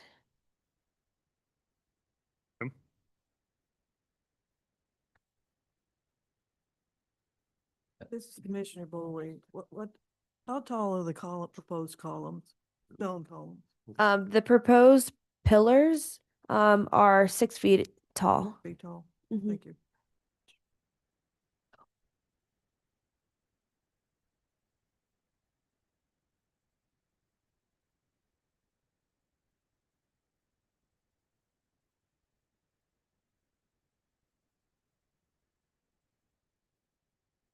Are there any other questions of staff? I was gonna make a a comment. It looks like maybe it's what they're doing right now. I looked at Google Earth and there was a dry stack wall, but it looked pretty dilapidated. Not meaning it shouldn't have been fixed, but it wasn't very tall either. At least at the time of this photo. Yeah, you can see it right there. It I don't know if you can even call that a wall, but yes, there you go. Okay. Thank you, Commissioner Owens, for that, pointing that out. Okay, if we have no other questions of staff, then to the applicant, would you give your name, address, and raise your right hand? I can swear you in. We have both the applicant right. and owner online. One at a time. Okay. Arthur Griffin, current address 3402 Harrison Street, Kansas City, Missouri, 64109. Thank you. Do you put your hand up? Do you swear to tell the truth, the whole truth, and nothing but the truth? Yes, sir. Thank you so much. And to the owner? Well, that it's actually flipped. I'm the applicant and Okay. architect, Mike Schumacher with RDM Architecture, and the address is 222 West Gregory Boulevard, Kansas City, Missouri. Okay, thank you. And would you raise your right hand? You swear to tell the truth, the whole truth, and nothing but the truth? Yes. Thank you. So which one is going to proceed first? The architect or the owner? Arthur can. Oh, I can. Okay. If you would proceed with your your presentation. Oh, okay. I've been in Hyde Park, shoot, at this point, almost 20 some years in some part of Hyde Park. And I love the area, and literally the place that I currently live at, 34-2 Harrison Street, there were 3 people killed in front of my front door, and I've got 3 kids. So in an attempt to try and stay local to the area, because we do love the area, we found this home. I've fixed up, I don't know, hundreds of homes in Kansas City, many in parts of downtown, some that I still keep as rentals. And I've always respected the integrity of the process and of the properties. My intent is strictly to try and get the home in a condition where I can move my family in. Given I got 3 young kids, and the situation where the people got killed literally in front of my front door, because my house was on the news while I was out of town, as my neighbor called me. I figured that I can try and get this house to the point to where I can at least get a fence up and get my wife and kids moved in to feel safe.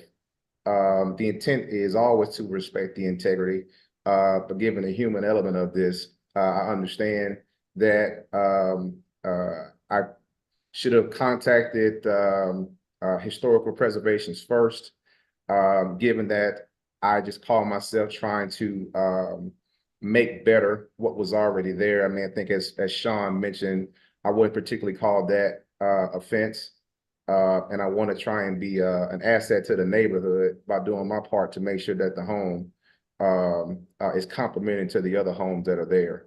So, So you're familiar with all the Secretary of the Interior standards for historic preservation? Yeah. You're familiar with all those? Let me say, I don't know all the interior standards for sure, but I'm pretty clear about what I need to be doing on the inside of a home for sure. No, what I meant was, you said you endeavored in all your different properties to keep, I'm going to say, historically accurate, or keep to the flavor of the home itself. Exactly.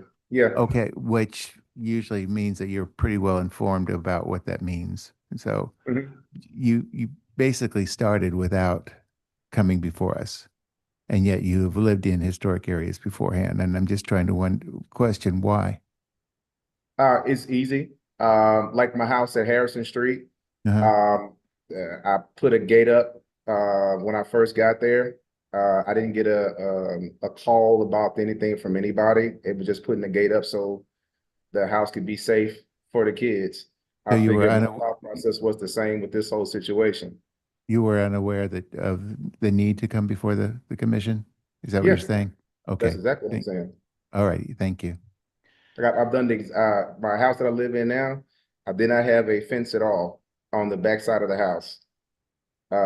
With 3 young kids, I put the fence up that matched the exact same fence that's there. I hadn't had any issues. Okay, thank you. Are there any questions of the owner? I have one or a couple points. Okay, Commissioner Owens. Yeah. For one thing, thank you, Mr. Griffin, for not giving up on our city despite what has happened to you at your current residence. I think that's important to retain citizens who love our city, even when terrible things happen. So just a side note, not really part of the case, but thank you for staying in Midtown despite all that. Second, we're not sure that Mr. Griffin's other properties were historic.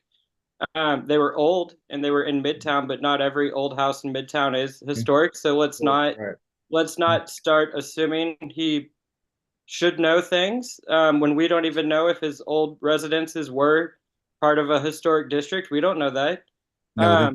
Third, since it's still pulled up, if you go to see more dates there on the Google Earth image and go to 2015, I just want to make a very clear point that the rock was not there. So that dry stack retaining wall is not historic. It's not even 10 years old.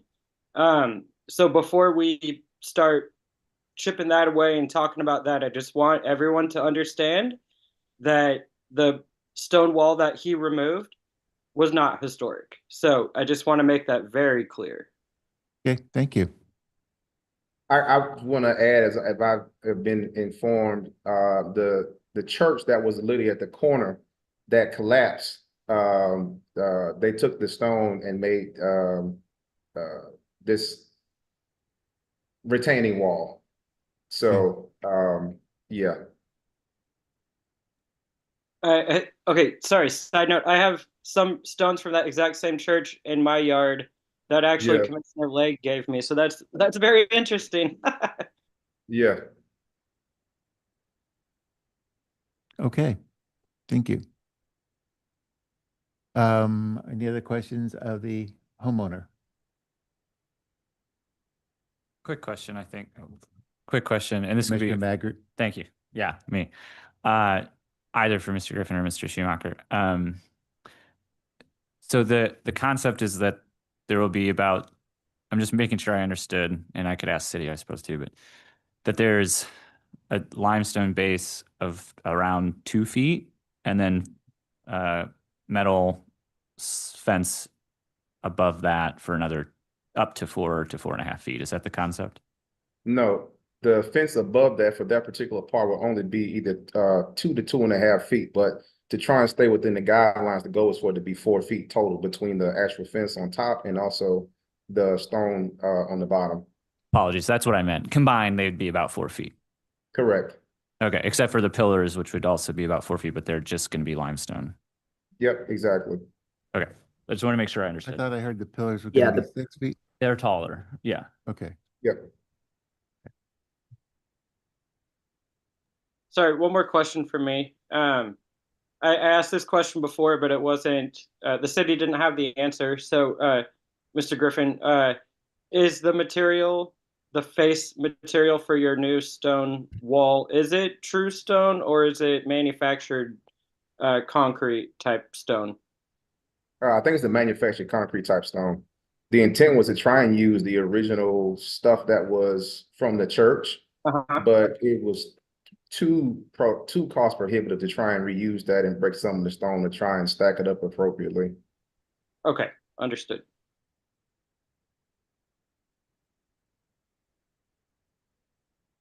Any other questions? Okay, would the architect like to address the certificate of appropriateness?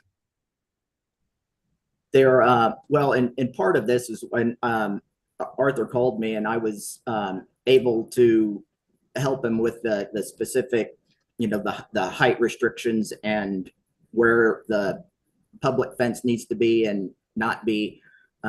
It's a little confusing in that his address is flipped, like normally, because how the lots were done and when it was done, all that, like what's the front yard and what's the backyard is reversed for that corner.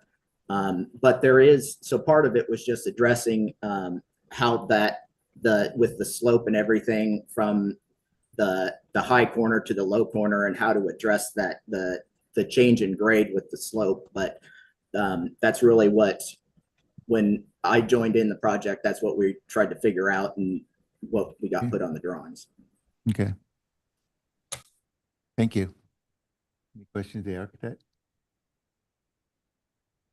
This is Commissioner Bibbins. So in the drawings I see at the pillars, it is specifying a limestone columns to match stone on house, typical. So obviously the intent is to make it so that the stonework, the new stonework, is in kind with the house's stonework, which I think Exactly. I think that's a good design choice, but I think it just making sure that really does happen, that they do resemble each other, I think will be a really important thing going forward, because they'll kind of And determine. I think when we originally talked, we that trying to reuse that stone was the intent, but then finding out later that it wasn't, that it's cost prohibitive. I think that's what led to the other choice. Sure, but Yeah. whatever it's In like. terms of making it match, I can guarantee you that it matches. As far Okay. as the coursing and, right, things, I mean, And as the much as color. possible. Otherwise, yeah. Okay. I am having difficulty understanding any divergence between what you've designed architecturally and what the staff is recommending, particularly, I think, about the pillars, the height of the pillars. What is the difference? So staff recommended the pillars be 4 feet in height, not 6 feet in height. And they're already constructed to 6 feet? Or the, I didn't measure the pillars when I went out there. But here's They're actually 5 feet. they're 5 feet? Yeah. Okay, thank you. So, excuse me, this is Commissioner Bowley. I want to make sure I'm clear. So there are no 8-foot stone pillars in the plan now, even though No. they're in the write-up. Okay. The Thank you. 8 foot is the width of, was calling out the width of the gate and not the height of the columns. Okay, so Okay, thank you. 5 feet is the tallest, and that's including everything. Mm-hmm. Okay, thank you. So again, this Commissioner Bowley, you don't have 6 8-foot stone pillars for the gate entrances? No, I think ma'am. I think Commissioner Bowley's referring to on Exhibit O, there's a note that's calling out at the gates, and it says 8 foot with self-closing and latching gate. And I think that's referring to the width and not the height, correct? Yes. Yes. Okay. Okay. It's not exactly what it says in text. It's confusing with Walter. Is that what we're hearing today, it doesn't match some of the text that's in the write-up for us. So it's confusing on dimension. But basically, from the architect and the owner, we're hearing that no more than 5 feet tall, everything, correct? Everything. Correct. Thank you. Yeah, and I think on that drawing, it says, because there's a foot of grade underneath, there's one that, it said like no higher than 6 foot, including the foot of grade underneath. if This is I'm Commissioner reading the Legg. plan correctly. Okay, This Commissioner Bowley again, but that does not apply to the wood fence. The wood fence would still be kept at 6. Yes, ma'am. Okay. Thank you. so I guess I have to go back to staff. So with that in mind, 5 feet. Where is the disparity between, it's just 4 to 5 feet is the difference that we're saying in terms of the stone and And the gate. the gate? I'm sorry, fence on top of the stone. Right, thank you. From ground to the top, including the fence, 4 feet, and the pillars at most 5 feet for all pillars. Okay, The only thing that's 6 feet will be the wood on the privacy sides of the house. I get confused between what's the which is front yard outside, versus facing yard, that kind of situation, but but is back to staff, is the wood, are you saying it has to be set back where the wood starts from where they were planning to start it? So on the back of the home, which is the south side of the house, the wood fence could be up to, from the fence and guidelines, can be up to 6 feet.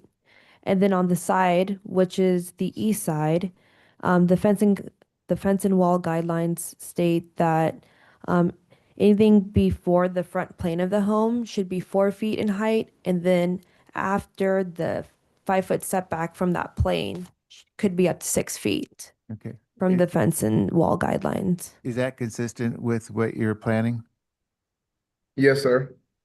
Okay, so there really the only question is about the pillars. The pillars are 5 feet instead of 4 feet. Otherwise, the fencing's meets the guidelines. Is that correct? Correct. Okay. Thank you. I have another question for you.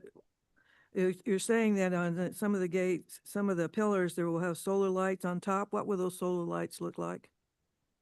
It's in the actual drawing. Not the drawing, but the stuff that got submitted. Yeah. Exhibit O. Thank you. I couldn't quite tell what those were when I was looking at them.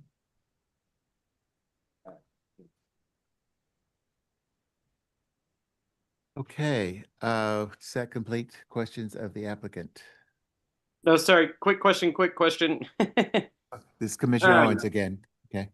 It's hard to tell. Is that solar light just about as wide as the column it sits on?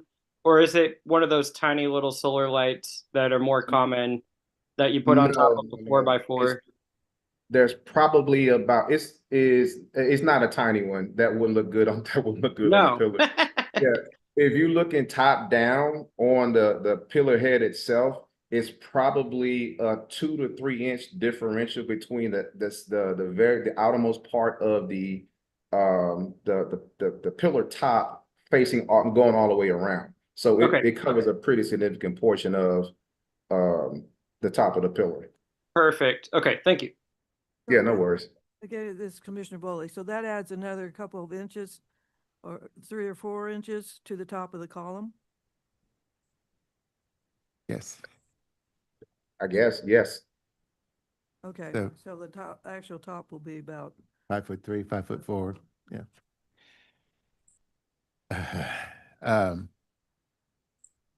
Are we done? Questions of the applicant? Yes. Okay. I will now call for public testimony. It looks like there might be some people here that want to testify.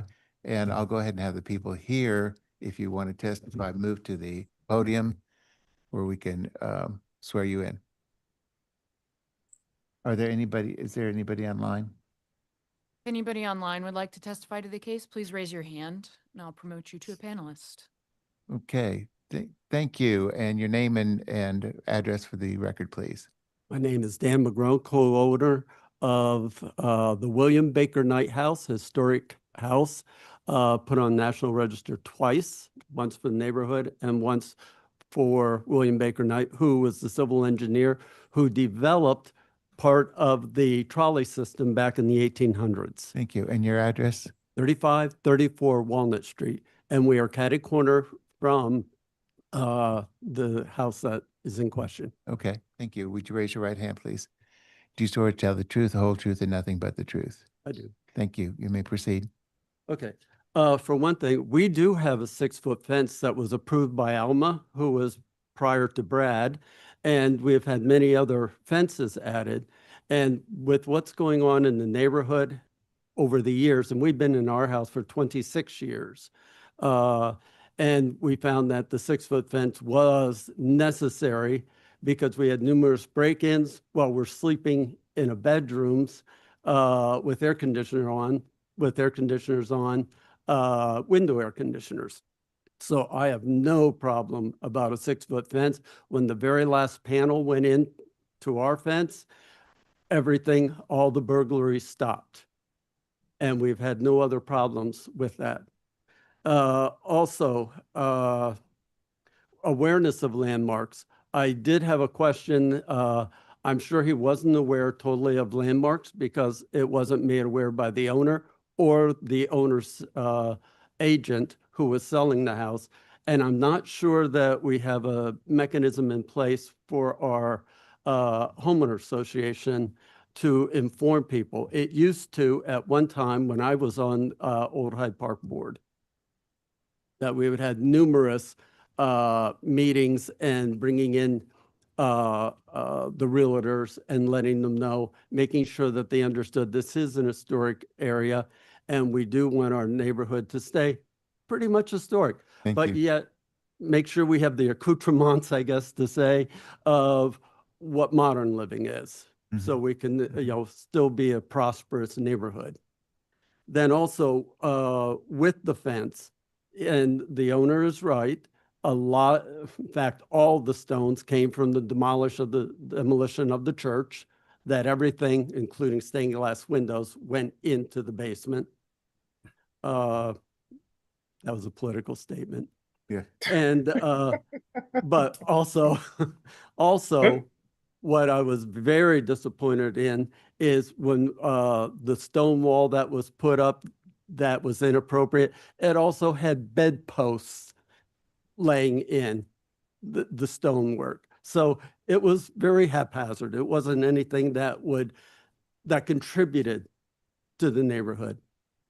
And the stone that is used, or I should say the veneer that went onto the walls that he started putting on, it matches not just in colors and variation of colors, but also in the design that they did on the house. So I am extremely pleased with what this person's doing.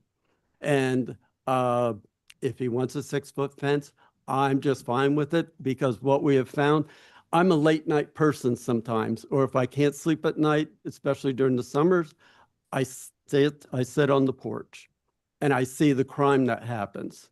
Car windows broken, but also after the bars close, what used to happen is people would, being that there's a side lot to the house, they would stop there, get out of the car, do their business in the unkept field, and get back in. So I totally agree with, in order for safety, if he wants to do a 6-foot fence, I'm totally positive about having a 6-foot fence. We appreciate that. I don't think he's asking for a 6-foot fence, though. No, not now. Okay, well, we're dealing with what he's asking for. Yes, But thank you. I understand. Thank you. Thank you very much, Thank everyone, you. for listening. Thank you. Hi, I'm Maria Martin, and I live at 3611 Walnut Street, just 2 doors down on Walnut Street from this house. Thank you. Would you raise your right hand, please? Do you swear to tell the truth, the whole truth, and nothing but the truth? I do. Thank you. And pretty much I can say what Dan just said. Especially on a corner like that, we see people coming the wrong way, whipping down Walnut Street, a one-way street the wrong way, especially on that corner at 36th and Walnut. That's a dangerous corner. People take sharp 36, people drag race down that street.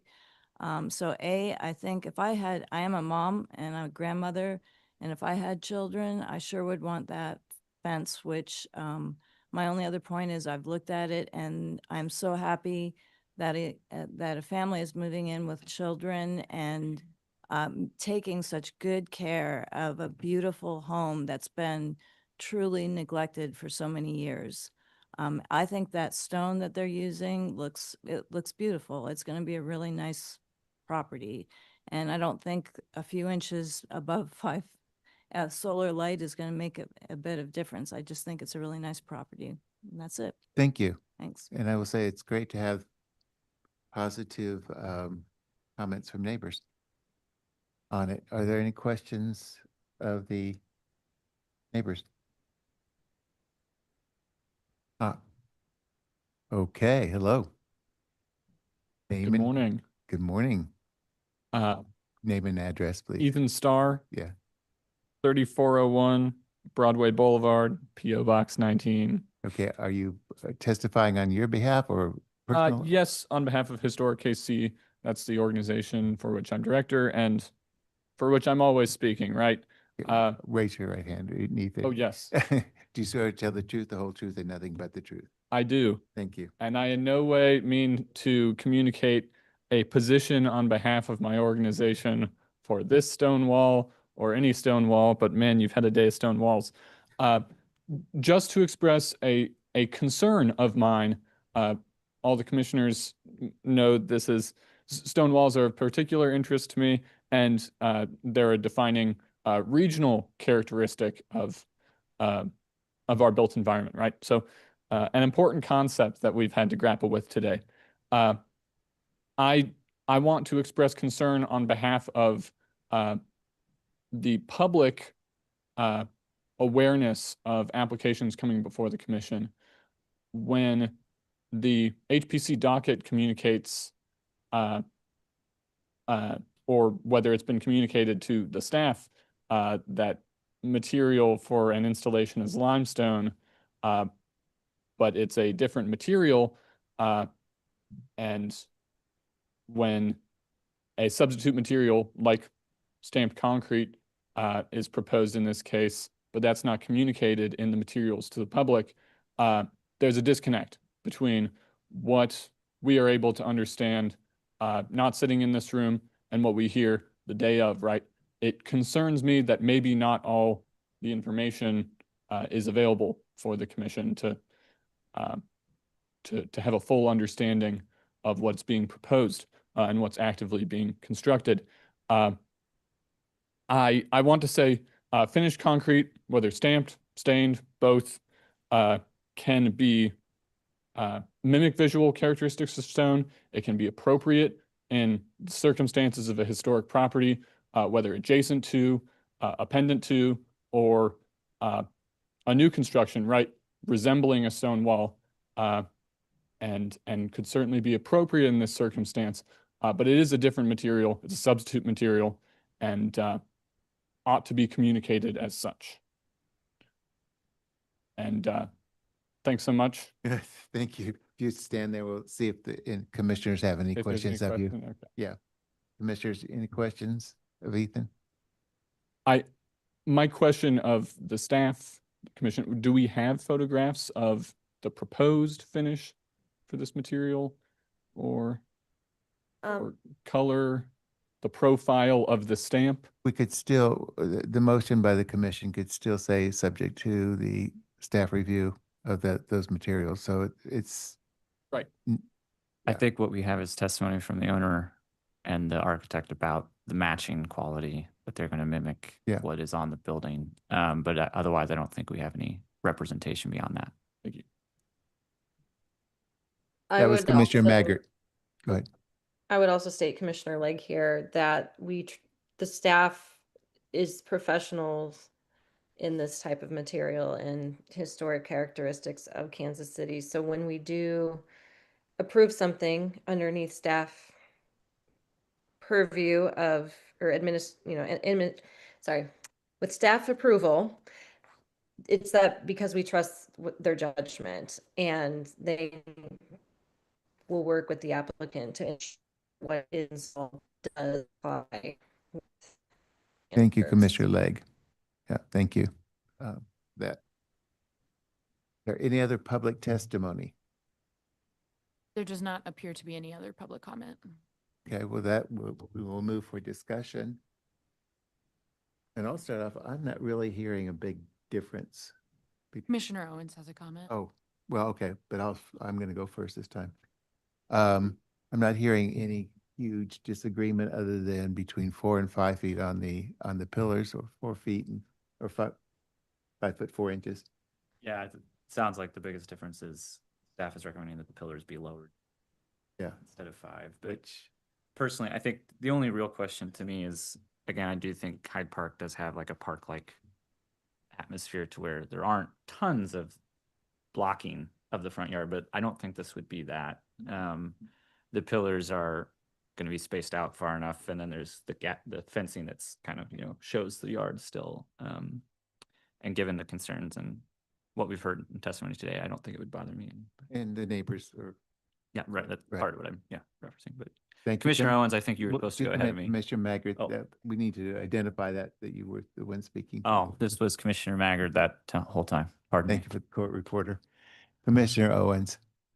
Yes. I just want to say I think the design of the wall is quite beautiful. And I do think it will add maybe some new character to the block, given the circumstances of the neighborhood and being so close to Main Street and all. I think it makes a lot of sense to want this fence around your home, and the way in which they're approaching it, except for starting construction before talking to us, which is maybe just a mistake. Aside from that, I think they're doing everything right. I think the solar lights are going to be a really nice touch. Honestly, it reminds me of something that you would see on Ward Parkway. And I mean that as a compliment. And I don't think it's going to detract from the character. I wish it could be real limestone, but I do understand budgets. And I think assuming and hopefully ensuring that it is a good close match to what we see on the home, I think it will be just fine, and actually I think an improvement. So I say we approve the wall, or the fence and the wall. Thank you. And would that be subject to staff approval on the choice of materials for facing the pillars? Yeah, I think that's the only caveat, and that could probably be done with a quick site visit by city staff. And I don't think they have to go too far to get there. So you would approve, and so you would approve that it would be, yeah, really. So you would approve that the 5 foot plus the solar light height? Yeah, the solar light is just a an clarification. ornament. It's not a wall. So I think it being taller than 5 foot is perfectly fine. Okay, thank you. Any other questions before we move to a vote? Go ahead. Commissioner Boley. Commissioner Boley, I'm excited at seeing this house being taken care of, and that the corners are so important, because we had that corner for the townhouses on the opposite side that still has not progressed very far, even though we approved it several years ago. I would have liked to have seen the mock-up of the concrete stone as part of the package. If we said, I was concerned about the 8 foot tall pillars, so I'm glad to hear that they're shorter. And I look forward to seeing the completed product. Thank you. So it sounds like we are getting very close to a motion. Who's going to make the I'd be motion? happy to do it. I have one quick question to clarify. Thank you. Thank you, Commissioner Maggard here. For owner or architect, because the city staff had recommended that the wood fence be 4 foot along that east line just till you reached 5 feet behind the house line. Is that, I believe that was acceptable, but is that what you guys were envisioning as well? I'm asking of the owner and the architect. So Just- on the, So it'd be I the get wood you. fence on the east side coming back from 36th. from 36th Street, all right, so you're saying you guys want that fence to be 5 feet as well? I think what the city was proposing is that the wood fence would be 4 feet until you get to the house line, and then you could raise it to 6. Was the recommendation from staff. And I just never heard a clarification on that. So as part of making the motion, I wanted to ask you guys about that. I should have asked earlier. I apologize. Oh, yeah, everything would be in, sorry about that. I'm at work trying to manage two things. Would be in line with the line that you're talking about before you hit the 6 feet component, for sure. Okay, very good. Well, then I Yeah. can make the motion. All right, Thank thank you. you for the clarification. Yeah, no worries. Okay, so in case number CH-DR-2025-00065 concerning 101 East 36th Street in the Old Hyde Park Historic District, I move that the commission issue a certificate of appropriateness for the installation of a wall and fence and pillars that as proposed, and that a wood fence be installed as well as proposed, except for that the wood fence be 4 feet back to the house line and then could be raised to 6. Is my motion. And that The the, facing can I of make the an pillars. amendment? Yeah, you want to? Sorry. Oh, with the material for the finish of the wall and pillars to be consistent with staff approval. Approved by staff. Yeah. Okay. Do you want to still, Commissioner Legg, did you want to make a friendly amendment? Or No, that it? was my amendment, but I will second. Oh, okay. So that was second. Commissioner Maggard made the motion. Commissioner Legg seconded. We will move to a vote. We'll call vote. Commissioner Bevins. Aye. Commissioner Boley. Aye. Commissioner Maggard. Aye. Commissioner Legg. Aye. Commissioner Owens. Aye. And I will also say aye, so it is approved, 6-0 to proceed with the one codicil that the staff has to approve the facing of the pillars. So, Would like to make just one comment since there's. Please do. That if there is an additional changes proposed for the exterior, like window replacements or something like that, that you understand, that you come back to the commission for those. Oh, yeah, now we're keeping all the windows that's there. Thank you. Thank you. Thank you. Yeah, and I appreciate the comment about talking to the realtors. As a retired realtor myself, and there is another commissioner who is a realtor, that has been a sore point for us particularly. And so any effort to inform realtors and homeowners that this is important. And not only that, it is part of the seller disclosure to ask whether or not the house is in a preservation area. And so it is actually fraud for the owner to say no if it is. So realtors need to know that. And homeowners need to know that. So thank you for doing that.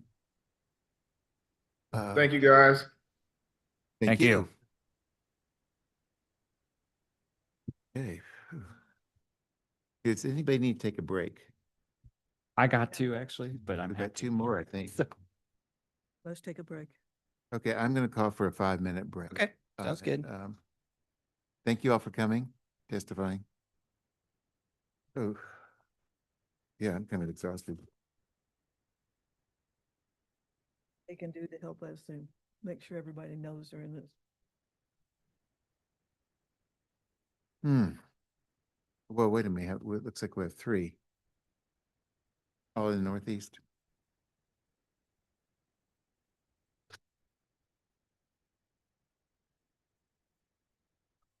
Ah.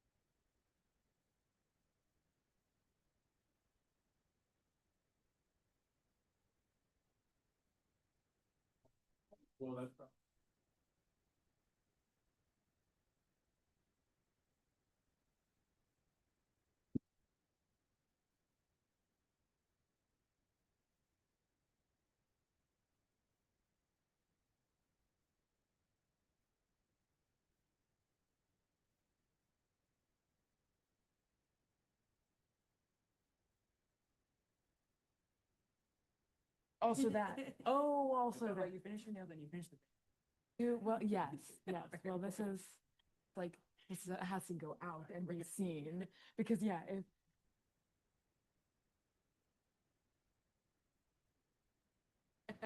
You know, like, absolutely.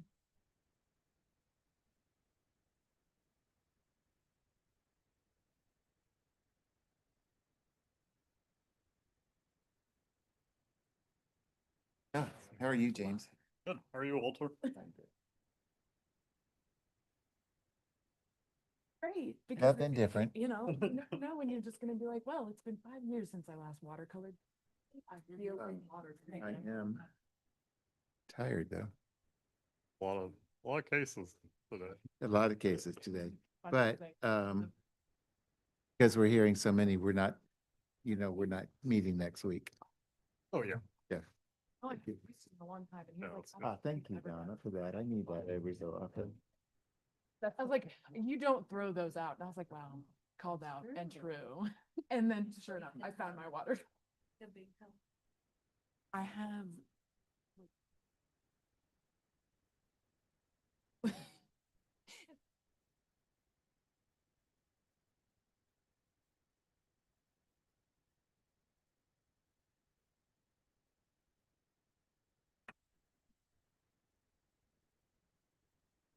Where?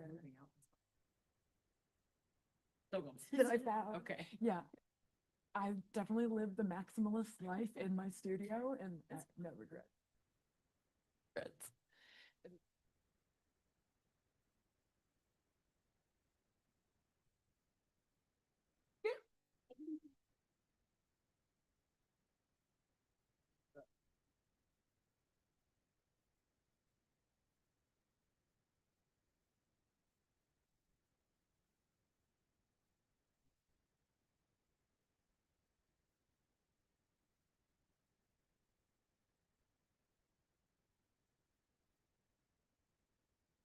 That on the table?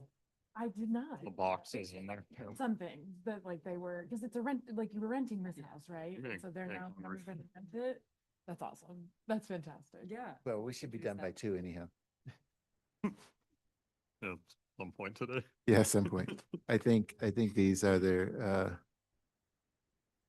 mhm. Really lovely. It was really good. Aren't we? One that might be. Okay, My ex-partner and I are both. Well, Oh, boy. we put this off, but we need. How many left? 3. Counting the ones that we don't know if people are here, or are they here now? I don't know if they're here now. We'll find out. So counting those. After this. Don't worry, we'll be done by 2. To bring the vacuum and the. I'm at drill. 1:30, so hopefully I we're already done by left then. the spackle kit. If we could, comments succinct. I'm guilty of that at times. Still have like a couple weeks technically. So we would be, yes, 3522 Gladstone would be the next one. Yeah. Yeah. It was, I mean, it was Right, honestly right. just that I found such a perfect place. Okay. So I had to give 2 months notice at this place. Downtown was so perfect. I'll pay. Waiting on Commissioner Bowley and then see if Commissioner Owens and Legger.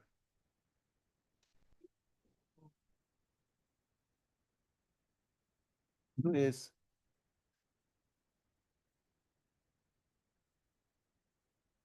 Oh my God. Okay, thank you. I see that you're back, Commissioner Owens, and I think Legg is back, and we're just waiting on Bowley, and we will reconvene.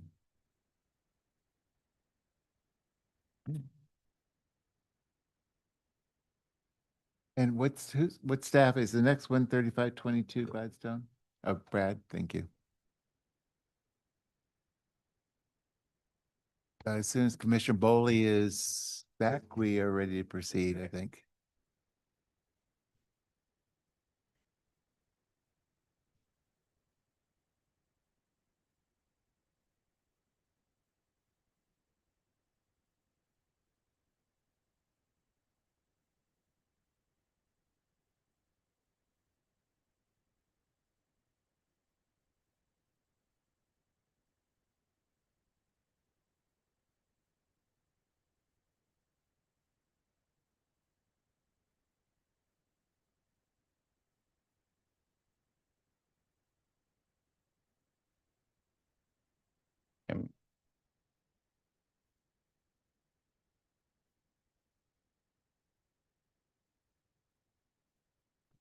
Yeah. I went ahead and promoted the applicant for the next case, so. I'm sorry? I went ahead and promoted the applicant for the Oh, next good. case, so we Good. can get started once Donna gets back. It's Reed Hines. Okay, I see. Yeah, Yeah, yeah. thank you. You want me to go ahead and swear him in before you? Actually, there's Donna, so yeah, Okay. we can get started. We're ready to go. Okay, and Wolf, I think, are we ready for the staff report? The next one on the docket is, Case number CHSDR 2025-00066, 3522 Gladstone Boulevard. The applicant is the contractor. He's present and is ready to be sworn in. Okay, and I have that we have exhibits A through O. Are there any other new exhibits? There's one new exhibit, P, which should be before you. It's just a email from a adjacent property owner. Okay, thank you for that. And I'm going to go ahead and swear in the applicant first, and then we're going to go with the staff report, and then you can speak. But is it Reed? Correct. Okay, would you give your name and address, please, Reed, and then raise your right hand. I'll swear you in. Reed Hentz, 11 East 78th Street, Casey Mo, 64114. Thank you. And raise your right hand. I can't see, so. Thank you. Do you promise to swear the truth, the whole truth, and nothing but the truth? Yes. Thank you. So, okay, staff. Thank you. Said the property address is 3522 Gladstone Boulevard. It's a contributing property in the Scarrett Point Historic District. This is the main facade of the property, which faces south onto Gladstone. Kind of a closer look at the facade. So the applicant is proposing to install solar panels on the property. The first location is 4 panels on each of the 2 roof dormers. You see here with the yellow arrow, the applicant actually kind of laid a piece of cardboard up there to try to give a image of a profile just of what might be visible. But similar to the one we saw on Main Street, basically these will be black panels. While the main roof is tile, these 2 parts of the dormers are just a kind of a roll roofing. So there's no tile will be covered by the proposed installation. And then the second portion is a 12-panel solar array, which will be constructed in the backyard. As you can see, this is the front of the house. This is kind of the back corner. And then it's kind of a little further back. So approximate location. There probably will be some visibility, but it'll be set back rather far from the house.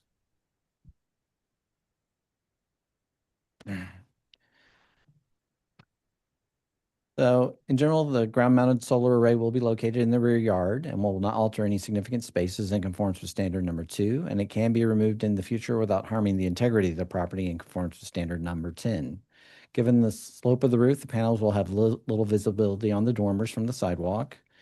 As I noted, there will be membrane roofing on the dormers, so it will not, the installation will not obscure any significant features of the clay tile roof. And they can be removed in the future without harming the integrity of the property and conforms to standard number 10. And that concludes the staff report. Thank you. I do have a question. Have we seen these mounted solar panels? We have reviewed at least one. It's been quite a while. We did one in Pendleton Heights. It was kind of basically a metal frame. They're usually sloped. The one we had was actually a little more visible than this because it was on a corner lot. So we actually had screening put on this next to the sidewalk to kind of hide it. Well, it's kind of exciting to see it. I mean, this is kind of what we recommend. Unfortunately, for these south-facing houses, it's really difficult to put on solar in an effective way. So this is what our guidelines actually recommend in those situations is ground-mounted solar. So thank you. Yeah. Any other questions of staff? Is your hand raised, Commissioner Owens? Okay, you're okay. This is Commissioner Bibbins. I see that there's a previous case to replace the clay tile roof with slate. Did that ever happen, or is it did not? Okay. So they found an alternative just to work with the existing tile. So yeah. Commissioner Bowley, Commissioner Bowley, is that what is the surface on the dormers? Is that tile or the? No, that's just basically a roll roofing. Roll roof? Okay, Yes. good. So yeah, it won't cover any tile. Okay, Yeah. that's why I was wondering. I was Yeah. like, well, wait a minute. Yes. Thank you. Any other question? Okay. So we'll move on to the applicant if Thank you for having me. Yes. Thank you go for ahead. having me. I'm here on behalf of David Nidmeyer. I've done this enough and worked with the historical committee multiple times that I kind of know where my boundaries are. And I'm a big proponent for collaboration. So want to work with you and make sure we're doing this right and respecting the historical values of the homes. Our office in Astrowatt Solar is in historical Roanoke Park at the Grocers Warehouse. So we have a handful of properties that have solar around there that we've worked with you. So it's just a matter of making sure we're doing it the right way and respecting the areas surrounding it. Thank you for that. Are there any questions of the applicant?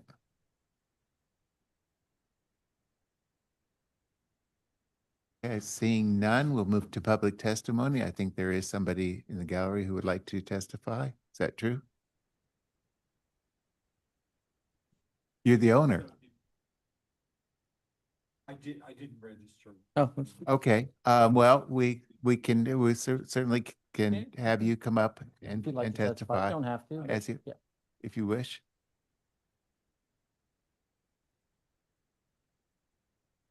Okay, thank you. And then we'll get to you after the owner, because he is, in a sense, the applicant too. We'll still, if you would say your name and address and raise your hand. Yes, I'm David Eugene Neinmeyer, and my address is 3522 Gladstone Boulevard.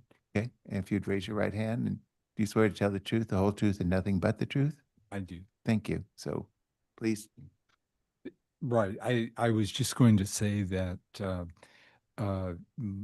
when I first proposed this, I didn't think that the panels would be visible at all, but I see from across the street last night that they will be somewhat visible from certain angles.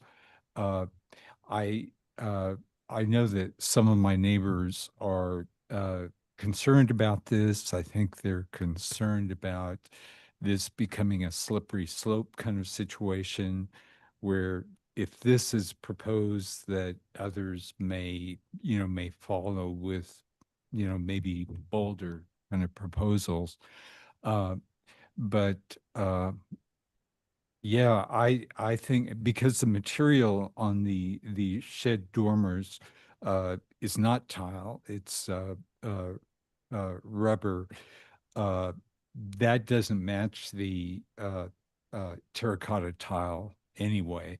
So I was just hoping that if the panels are black in color, that they might at least kind of blend in, even if you can see the edges of the panels.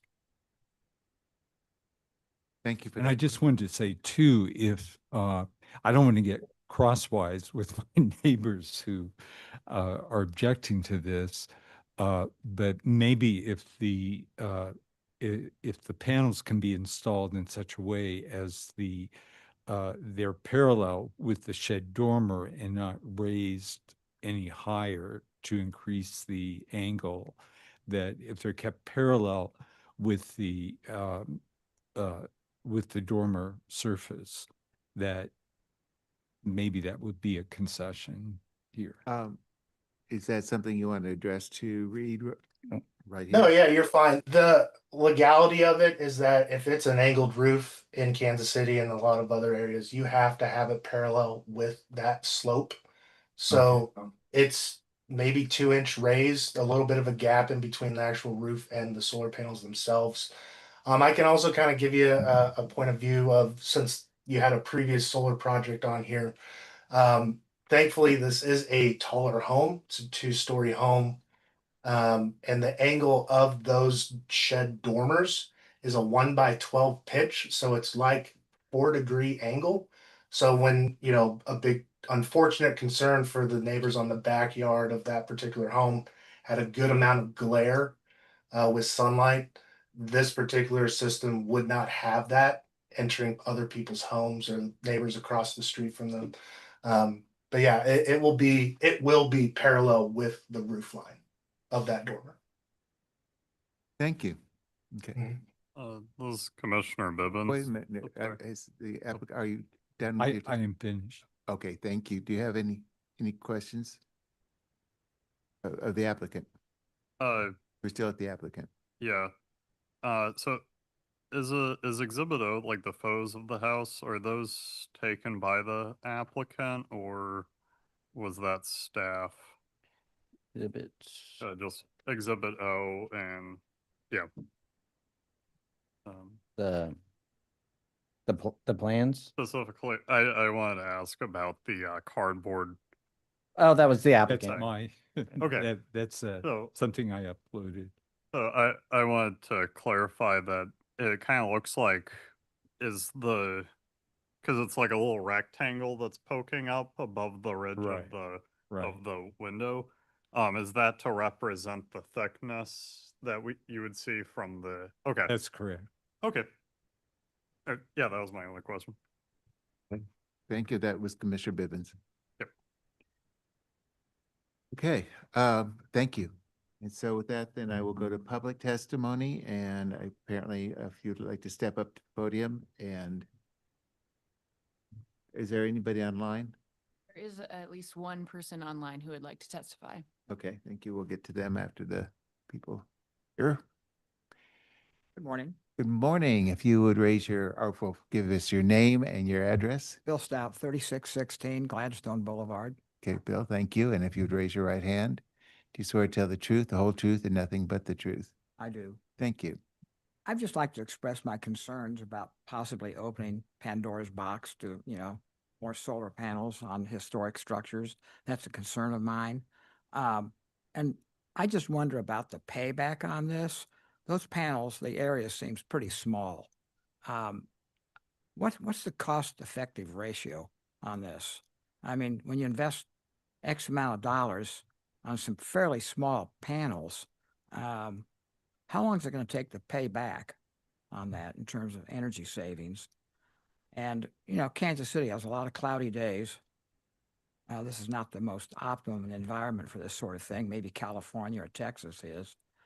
And in regard to the side yard, how visible is that going to be from the street, especially in the wintertime when we don't have any foliage on the bushes? I mean, if it's set down far enough in the back to the north, I suppose that's all right. But my concern is how is it going to look, when it's bare outside? If I may answer your question. The first question about the economics of it is outside of our purview. Uh-huh. And that's something you might want to address with the homeowner or the salesperson or the solar panel installers. The second question, how it looks, is inside our purview from the street view on it. And I think the staff report has said that basically it meets the guidelines of the Secretary of the Interior standards. So on that, I don't know that we can go any further. Would that be true, Brad? Yeah, that's what staff is recommending. Yeah. Yeah, that it Meets the basically meets the guidelines. Secretary of the Interior standards. Okay, All righty. Well, thank you. thank you. Does anybody else want to address that? Okay. Would you care to step up to the podium, please? Thank you.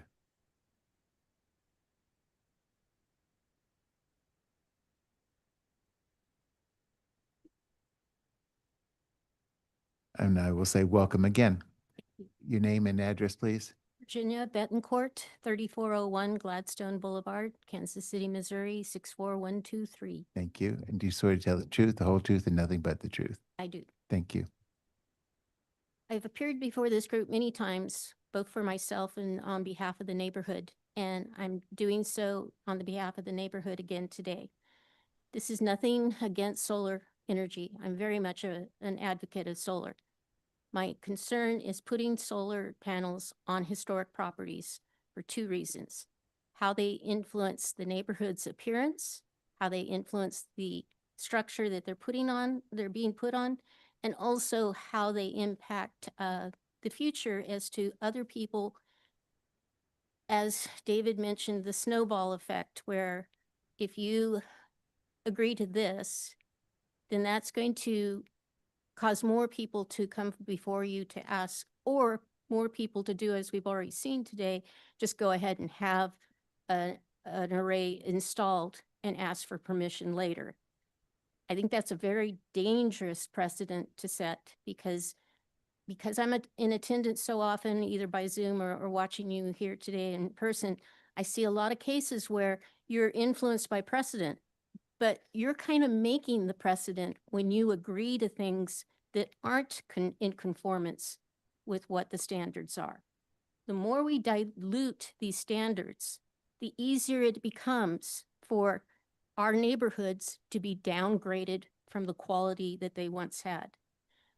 And aside from that, the people that are here today, both David, the applicant, and ourselves that are speaking to you in opposition of what he's proposing, we've invested so much of ourselves in the form of financial means, our time, our energy, our years, our old age, because we've become old in the pursuit of making these properties survive into the future far beyond our own ownership. So I want you to seriously think about the consequences of all these decisions that you make, because they do have, it's not just the individual that stands before you today asking for permission, it's the entire neighborhood, and it's the entire neighborhood going forward into the future. You've got an awesome responsibility here, and I'm sure you're aware of that, but I just want to remind you that the consequences are far-reaching, and we need you to take that into consideration.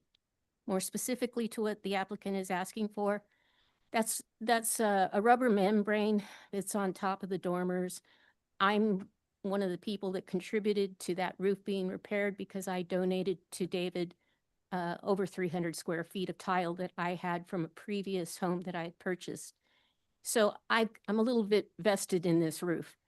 And I strongly urge you to consider that there are other options that could go on that roof to make it more historically accurate in those dormer areas. The dormers could be copper clad. There are other materials that are historically accurate that could be put on those dormers that would make those dormers waterproof and aesthetically pleasing. The porch roof down below was included in Brad's report as not having tile on it, but it does have tile on it now. So that's, it sounds like that's no longer a consideration of putting panels on the porch roof. It would only be the dormers, the two dormers on top. I also don't have an objection to putting the panels in an array in the backyard. I would like them to be camouflaged from the street. Not, and has been pointed out today, this whole glare issue, it's one that I brought up about a house in Pendleton Heights that was a single-story ranch that was putting an array on the top of their house. And I own a property across the street from it that is a two-story historic contributing property. And my tenants would be looking not only at those panels, but they would be getting the glare from those panels at certain times of the day. So there's a whole lot more going on here than just agreeing to do something for energy conservation. And especially when it comes to historic districts, I want you to realize that we have a very finite number of these properties, and we need to do everything in our power to ensure that they are not going to be compromised, even if it's for something like solar. Thank you. That's all I had to say. Hey, you're an excellent spokeswoman for historic preservation. Thank you. Thank you. Speaking to a group on Monday. Commissioner Owens, I think, actually may have a question for you before. Oh, Yes. Sorry, it's not so much a question as I just wanted to respond to a couple points you made. I really appreciate your dedication to historic preservation and what you've done for historic neighborhoods. As far as the comments on using a different material for the dormers, it's a nice thought, but we cannot force somebody to create or add something to the home that wasn't there when they purchased it. So I think that's just out of the question to try and get him to put copper up there or something else. Just wanted to make that point. And also, while I don't love solar panels personally. I do have to say that I hope that these homes last another 100 years. And by that time, I'm sure technology will change in such a way that these solar panels will probably be gone. And I think they can be removed without destroying the integrity of the home or the neighborhood. So I see them as a temporary thing, maybe not temporary like 5 years, but I'm sure in 25 years, the technology will advance in such a way that these old panels that we're putting up now will seem obsolete. So that I mean, I don't know that for a fact, but it's my hope. And I think that this can be done without destroying the neighborhoods.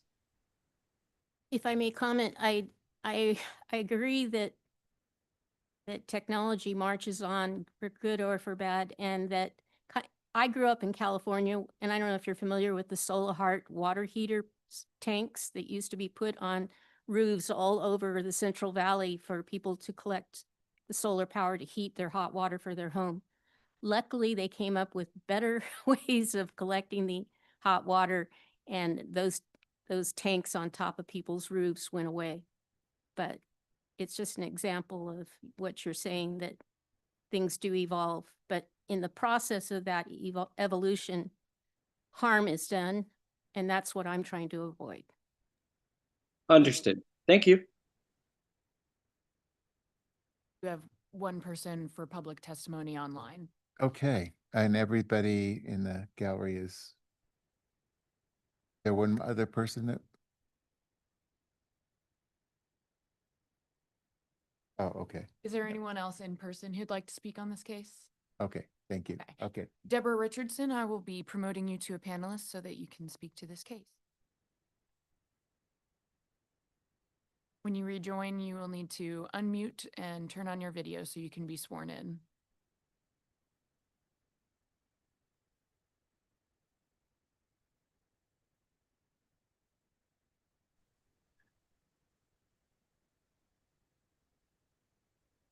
Excellent. Oh, I see. Okay, Ms. am I Richardson. there? Yes, you are. Thank you, Ms. Okay. Richardson. Okay. All right. Would you give your name and address, please, for the recorder, and then I'll swear you in. Sure. I'm Deborah Richardson at 435 Gladstone Boulevard. And would you raise your right hand? You swear to tell the truth, the whole truth, and nothing but the truth. I do. Thank you. You may proceed. Hi. Yeah, obviously I agree completely with what Virginia said. My husband and I have put over $100,000 into the restoration of our house and are still restoring our house. And there are things that we did to our house that had been done originally that were no longer there. And so we are actually trying to be as historically accurate as possible. We've come before the committee before about solar panels, and I just really don't want to see them in our neighborhood. They're unattractive and they are absolutely not historically accurate. And you know, that's basically it. I'm just completely against them in the neighborhood. Thank you. Yep. Are there any questions, Virginia? Okay, thank you. Mr. Legg, I don't see your face. Do you have any questions? Thank you. Okay. With that, we will close public testimony and go into discussion on it. Want to start discussion? Commissioner Owens has a comment. Owens, okay.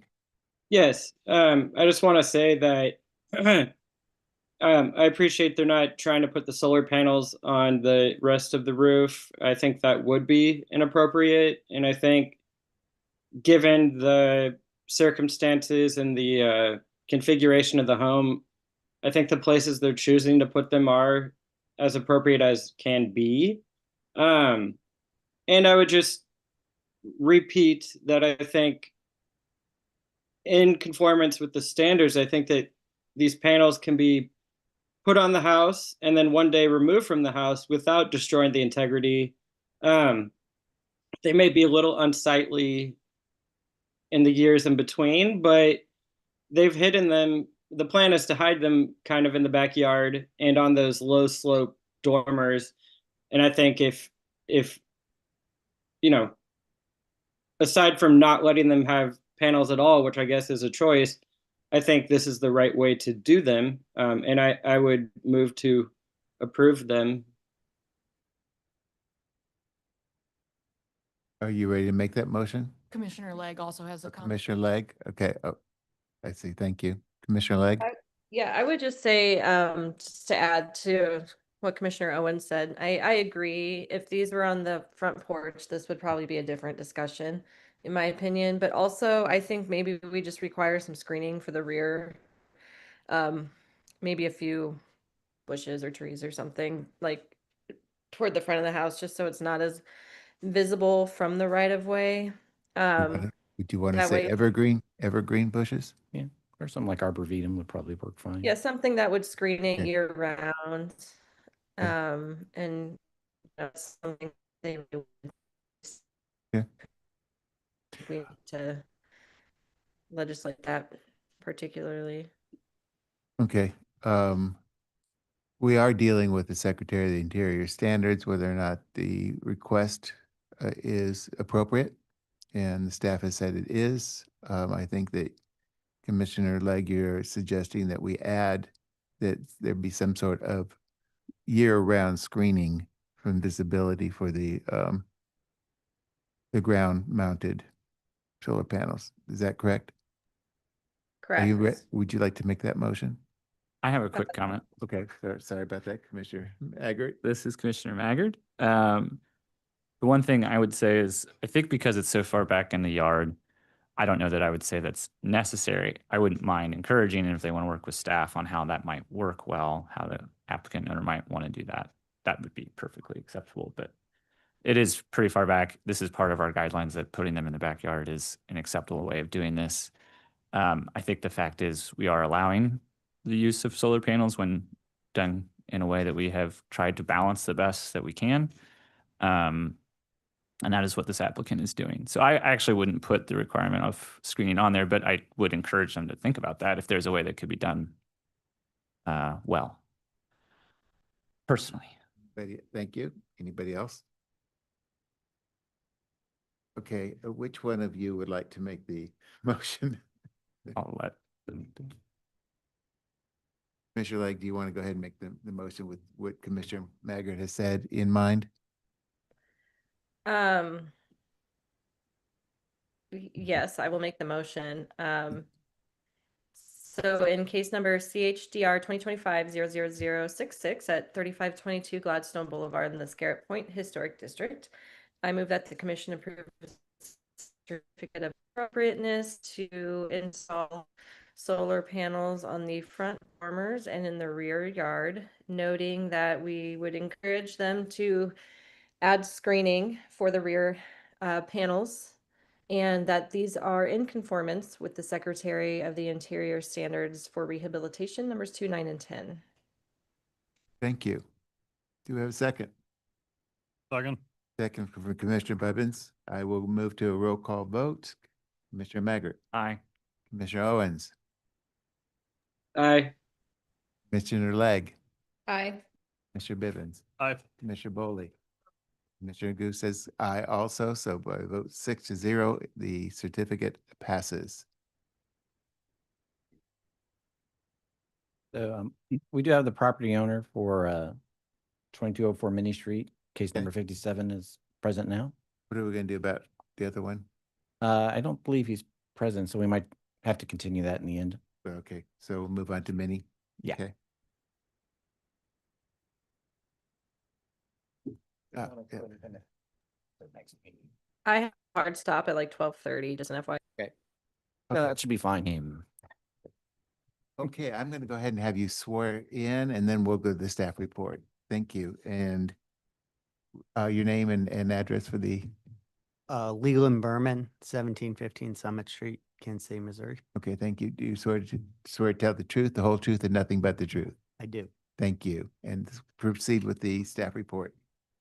Property address is 2204 Minnie Street. It's a non-contributing property in the Pendleton Heights Historic District, and we have exhibits A through N for the record. Okay.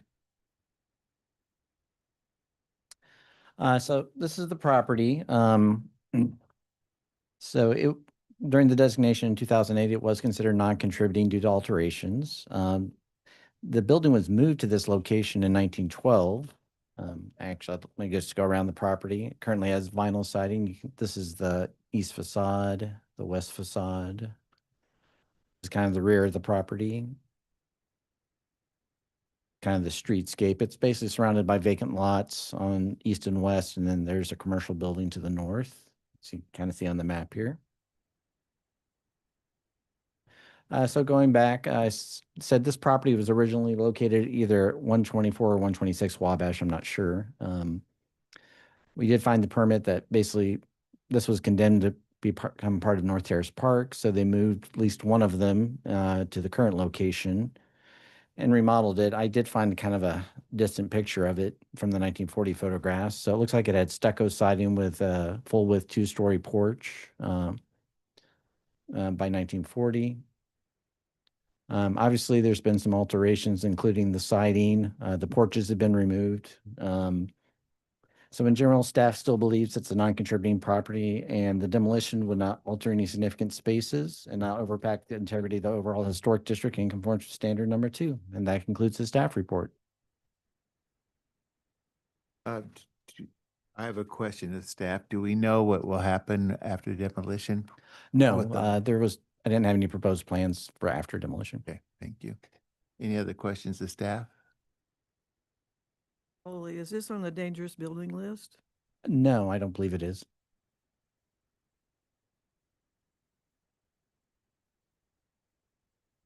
Any other questions of staff? Then we'll move on to the applicant, if you'd like to present your case. Yes, this is a house that when we purchased the whole lot, we worked on the 2 commercial buildings or 3 commercial buildings around there that we now have PH Coffee, the Pizza Shop and Show Me KC Schools, and Latinx Educational Collaborative. Pardon me, did we swear him in? Yes. Yes.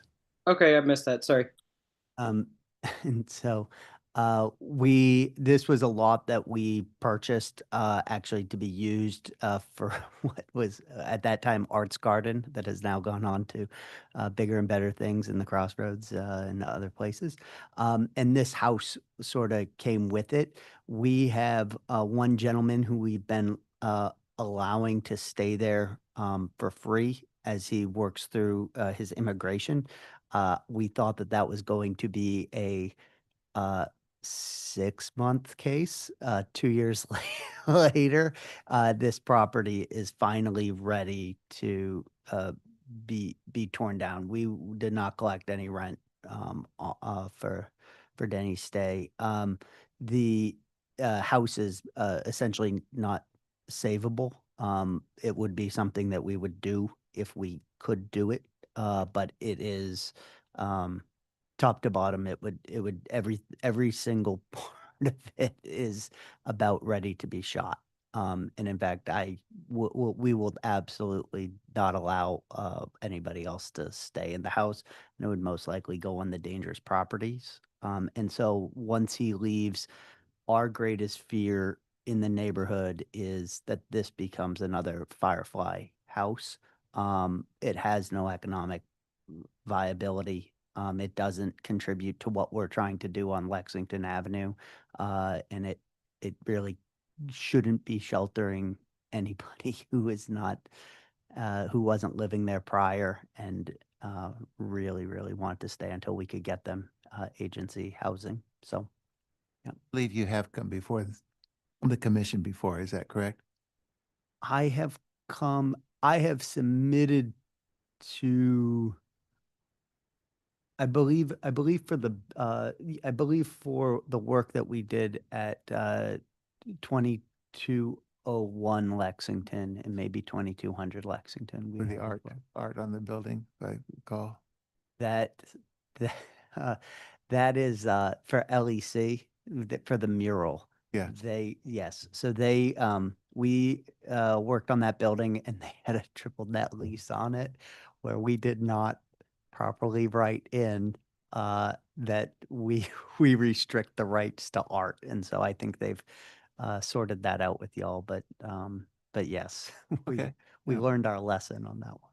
Okay. Yeah. No, thank you. I thought that. Yeah. Okay. Any questions of the applicant? No questions, of the applicant? Okay. This is Commissioner Bibbins. Is there anything significant on the interior of it, or? No, Okay. when I say it's down to stubbed plumbing. And we purchased it in that manner. And so the gentleman who's living there does have a bathroom and everything that fits in Pretty there. much it. But Okay. it's been a Okay. That's the end of the questions of the applicant. We move to public testimony. Andy, is there any public testimony? Anyone would like to speak to this case, please raise your hand. There does not appear. I take it back. I take it back. There is somebody. David Dale, I'm going to promote you to a panelist, and you'll need to accept that to speak to this case.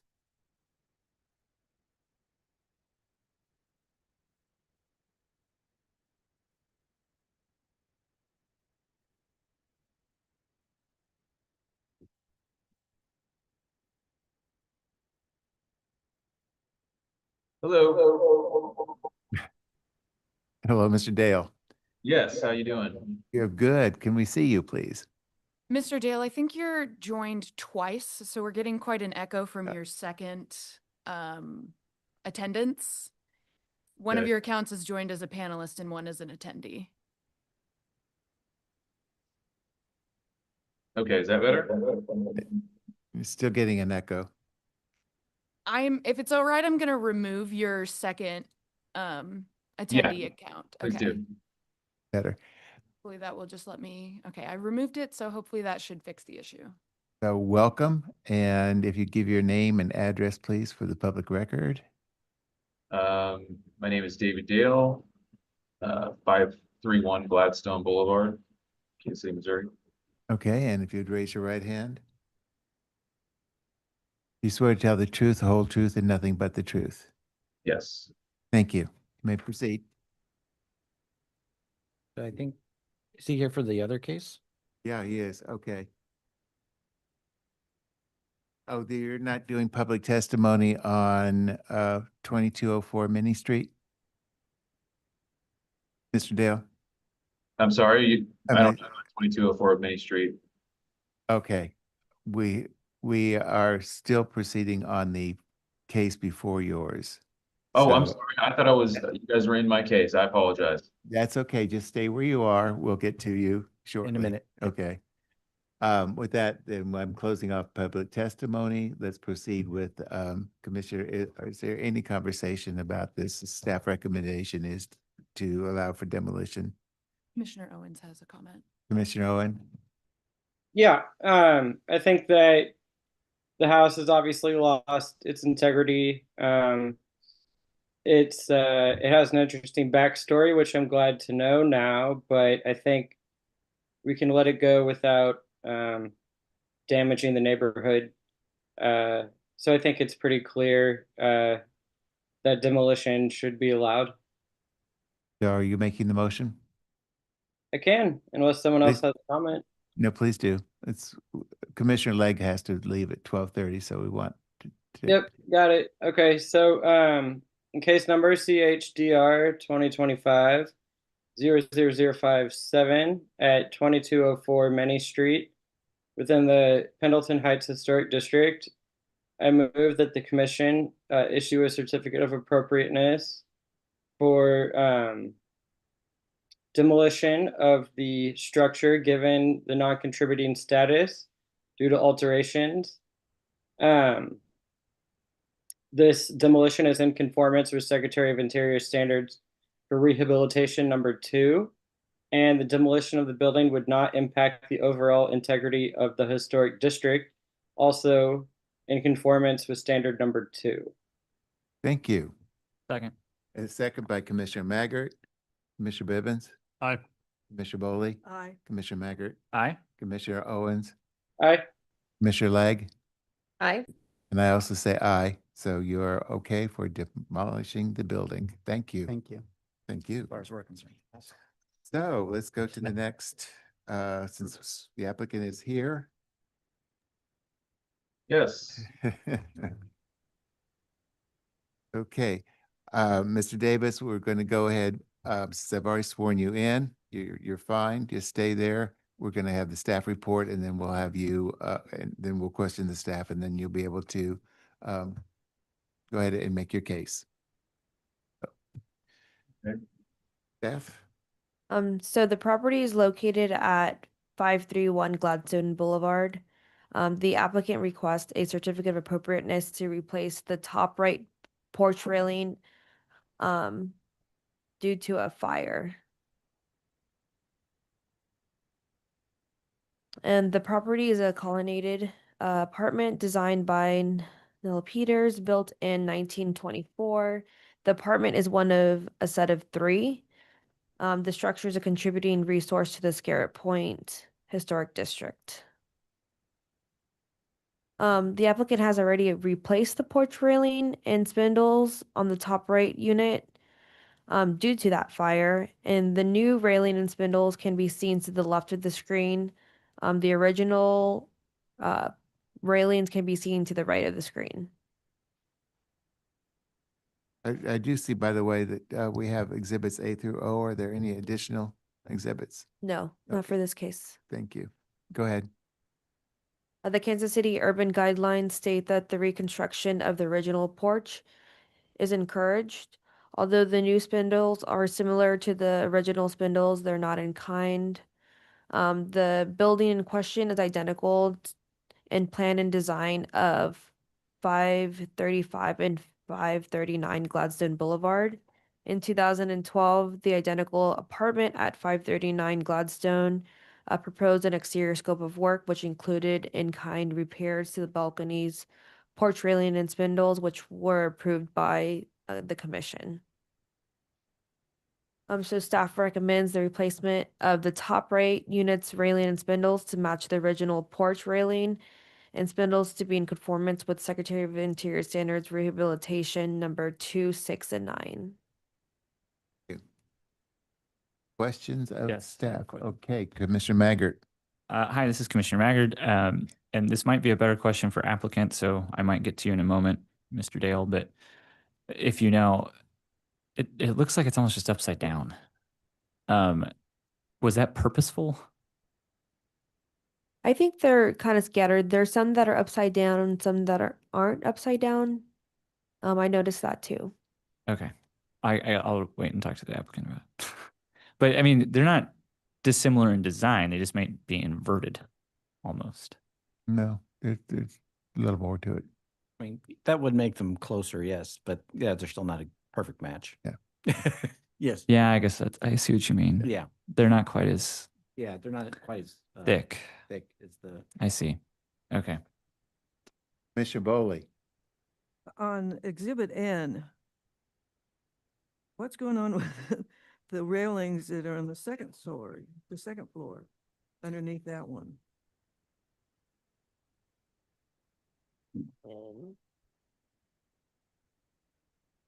Little floor. What do you mean, what's going on? Oh, They yeah. don't match the ones, oh no. So those were replaced without this application. I didn't focus on those railings, but I did notice that they were also a little bit different. But you don't know when they were replaced? No. Mm-mm. Thank you.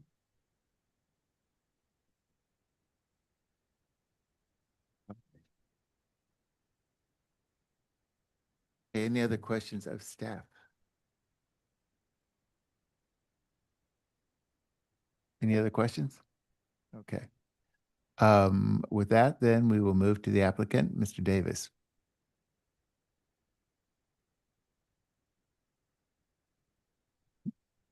You see that the staff would like you to replace the spindles. Would you like to speak to that? You would like for us to replace the spindles to interchange them, basically like the one on the far right. turn it around. Looks like it maybe installed upside down. No, I think that staff is asking for you to replace it with the in-kind, like the ones on the other side of on the other balcony, third floor balcony. I don't think they make those anymore. It's an older design, so we got the similar, most like to spindles. And I believe that was the issue with that. We couldn't find any that were identical to that. However, they can be manufactured. I don't know that. Okay.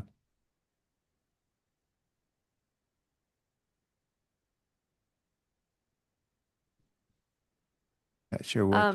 Go ahead. So there was a case in 2012. Someone used tax credits to replace some of the exterior on the far right apartment. And they just replaced in-kind spindles. So that's what staff is recommending. Do you know how they found those? I wasn't here at the time, so I'm not. Sorry, that was 100% Commissioner sure. Maggard with the question. No, I think it was basically just they probably had them custom made, which is not unusual. So Yeah, it would that's be what a I was matter wondering. of probably possible taking one of those off and see if you could get to somebody that knows how to duplicate them. It's not impossible. It's not impossible. There might be.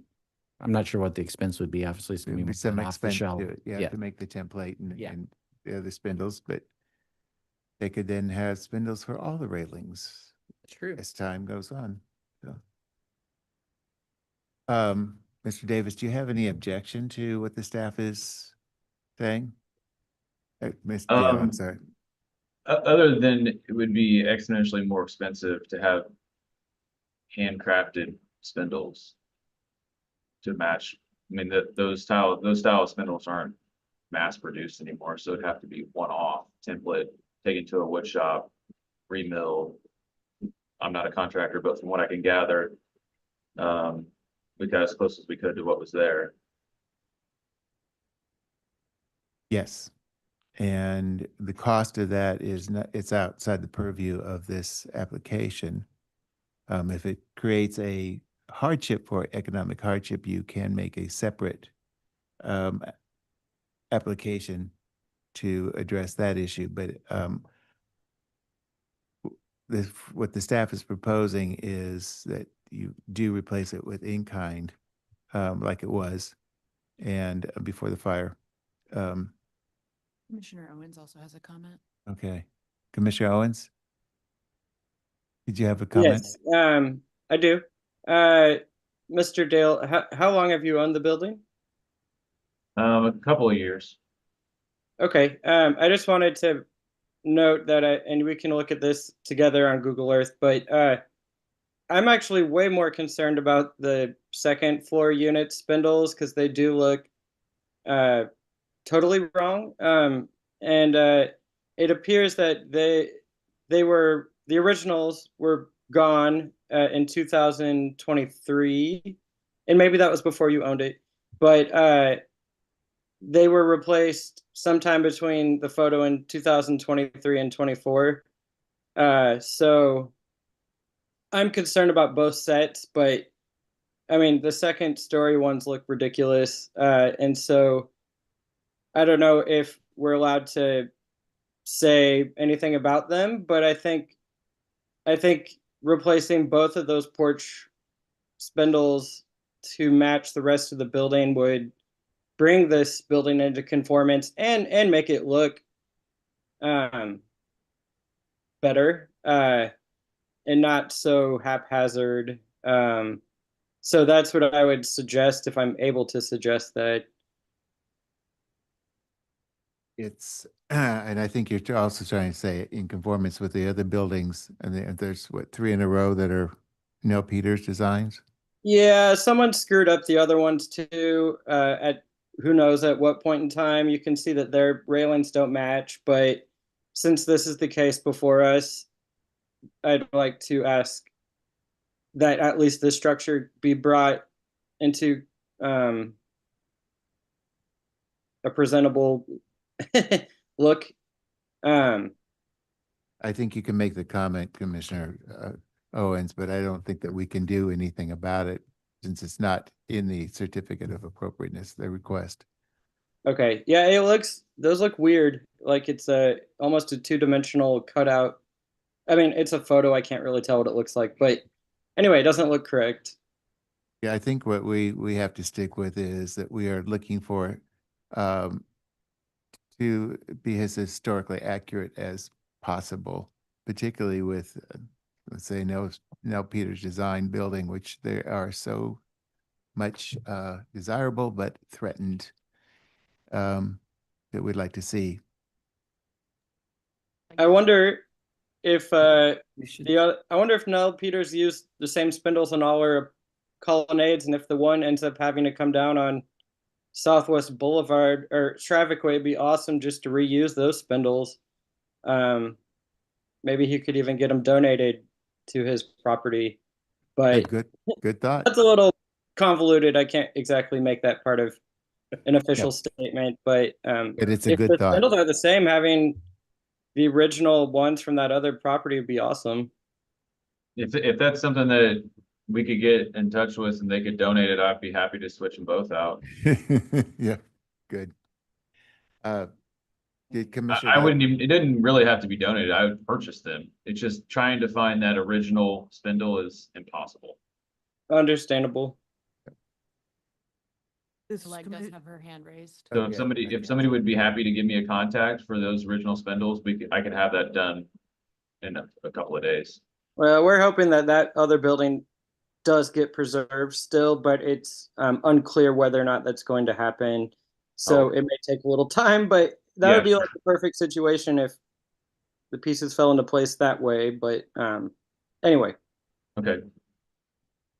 Commissioner Legg, I can't see. Yeah, I just have a few questions of the applicant. Did you know when you purchased these buildings that they were on the local register? No. Okay. I think this is another situation where there's just a clear, I mean, it's not your fault if you bought this building and whoever sold it to you didn't tell you, but also as part of your due diligence as a buyer, because these are Nell Peters buildings and she's a famous architect from Kansas City. So, I'm sorry, you broke up there. Can you say that one more time? I didn't know who you said.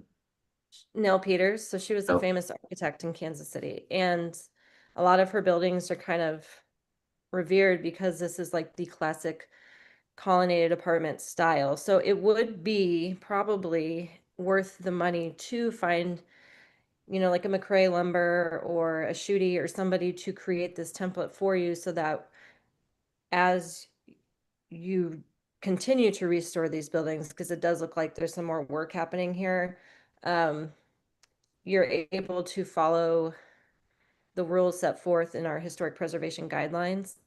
And once you haven't made, you know, it's just the cost of the lumber at that point and having them done. But unfortunately, when you do purchase a historic property as an owner of historic properties, it's just part of what comes with being the person who is taking care of that property during this short period of time that you have. And I'm sure that these needed a ton of work. I mean, I've been through most of these buildings in that area.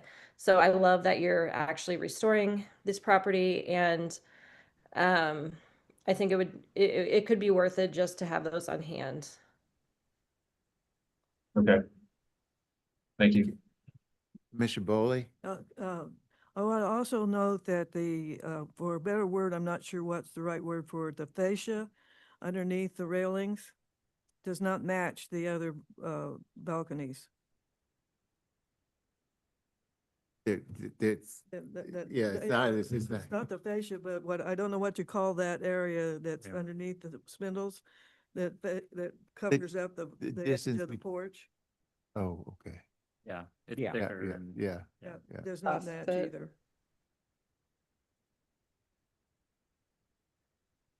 Thank you for noting that. Okay. Commissioner Owens has another comment. Mr. Owens? Yes, and maybe it's not the right time to ask this, but Brad, do you have any contacts for the owner of someone who could recreate the spindles at a Actually, I was looking at those properties on Summit. They don't have the original railings on them. They don't. Okay. But Oh. as far as a craftsman or somebody to recreate them for the owner, do you have someone you could help him out with the contact with, or maybe you're not allowed to Possibly. do that? Or I could possibly reach out to Historic Kansas City. Okay. It's one thing to direct somebody to do something, but it's another to give them the tools to do so. Help Yes. them. Yeah. Yeah. Yep. Yes. Yeah, I agree. If we could have some type of, somebody would let me know where we can get those made, that'd be fantastic. Well, we have the representative from Historic Kansas City Foundation here and also from the Historic Preservation Commission. So I think both of them know that you need help on this. And it's very advisable, especially with Nell Peters buildings, to keep them as pristine and as close to how she meant them to be as possible. Are there anything else of the applicant, commissioners? Nothing for the applicant. Yeah, so does this hold us up from continuing our building permit? Because we are having a heck of a time keeping people out of the building on a regular basis, almost so to the point where we have to have security down there often. Are you doing interior work? in Yeah, addition? it's a complete 100% rehab. So the interior work shouldn't be held up by this. If it is, we'll work with the Well, permitting staff to make sure. we've it got, continues I'm on. sorry, I didn't mean to cut you off. I believe there's just holds on our account where we can't proceed with building permits if some of these items aren't addressed, and I'm happy to work through that. I gotta get people in the building so we can keep people off the streets trying to break in every other weekend. Yeah, no, we'll work with you and kind of make sure, especially your interior permits get issued. Well, So, and I don't yeah. want to jump to a conclusion, but we're probably going to issue some sort of certificate that would allow you to work with city staff to get through the rest of this. That would be fantastic. Just something that we can continue our. That's my. Yeah, we're not going to keep you in abeyance. So we're trying to move along here. And boarding up the building shouldn't be part of, I mean, temporarily boarding up your building isn't part of our purview. So you don't have to get like approval from us to do that. So.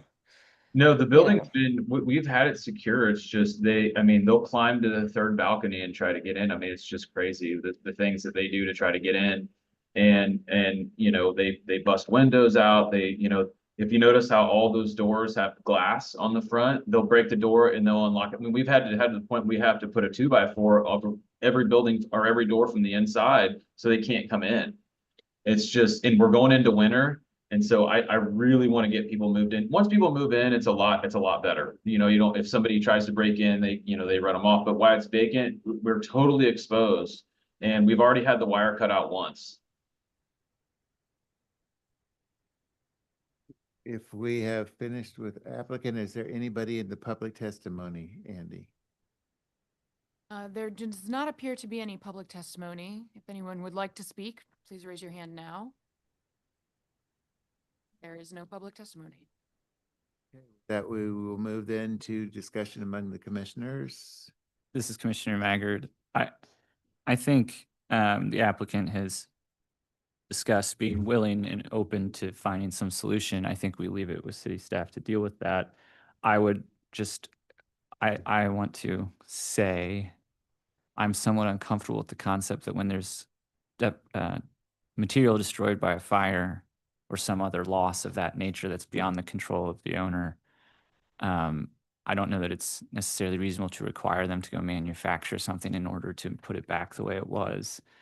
If he's tried to find the material and can't, and this is the best he can do, I actually don't know that I have a huge issue with that sort of diligence. However, he's indicated for very many reasons that it might be worthwhile trying to have them created, and I'm very comfortable with city staff handling that with him. So I think if I were making a motion, it would be to allow city staff to have him replace them as close to the original as possible. You want to make the motion? Unless anyone else has thoughts. Commissioner Edmonds does have a comment. Yeah, a quick comment. I think what you've stated is great, and I'm all for that. And I want to reassure the applicant that what we're doing here will not hold up your construction, and that's not our intent.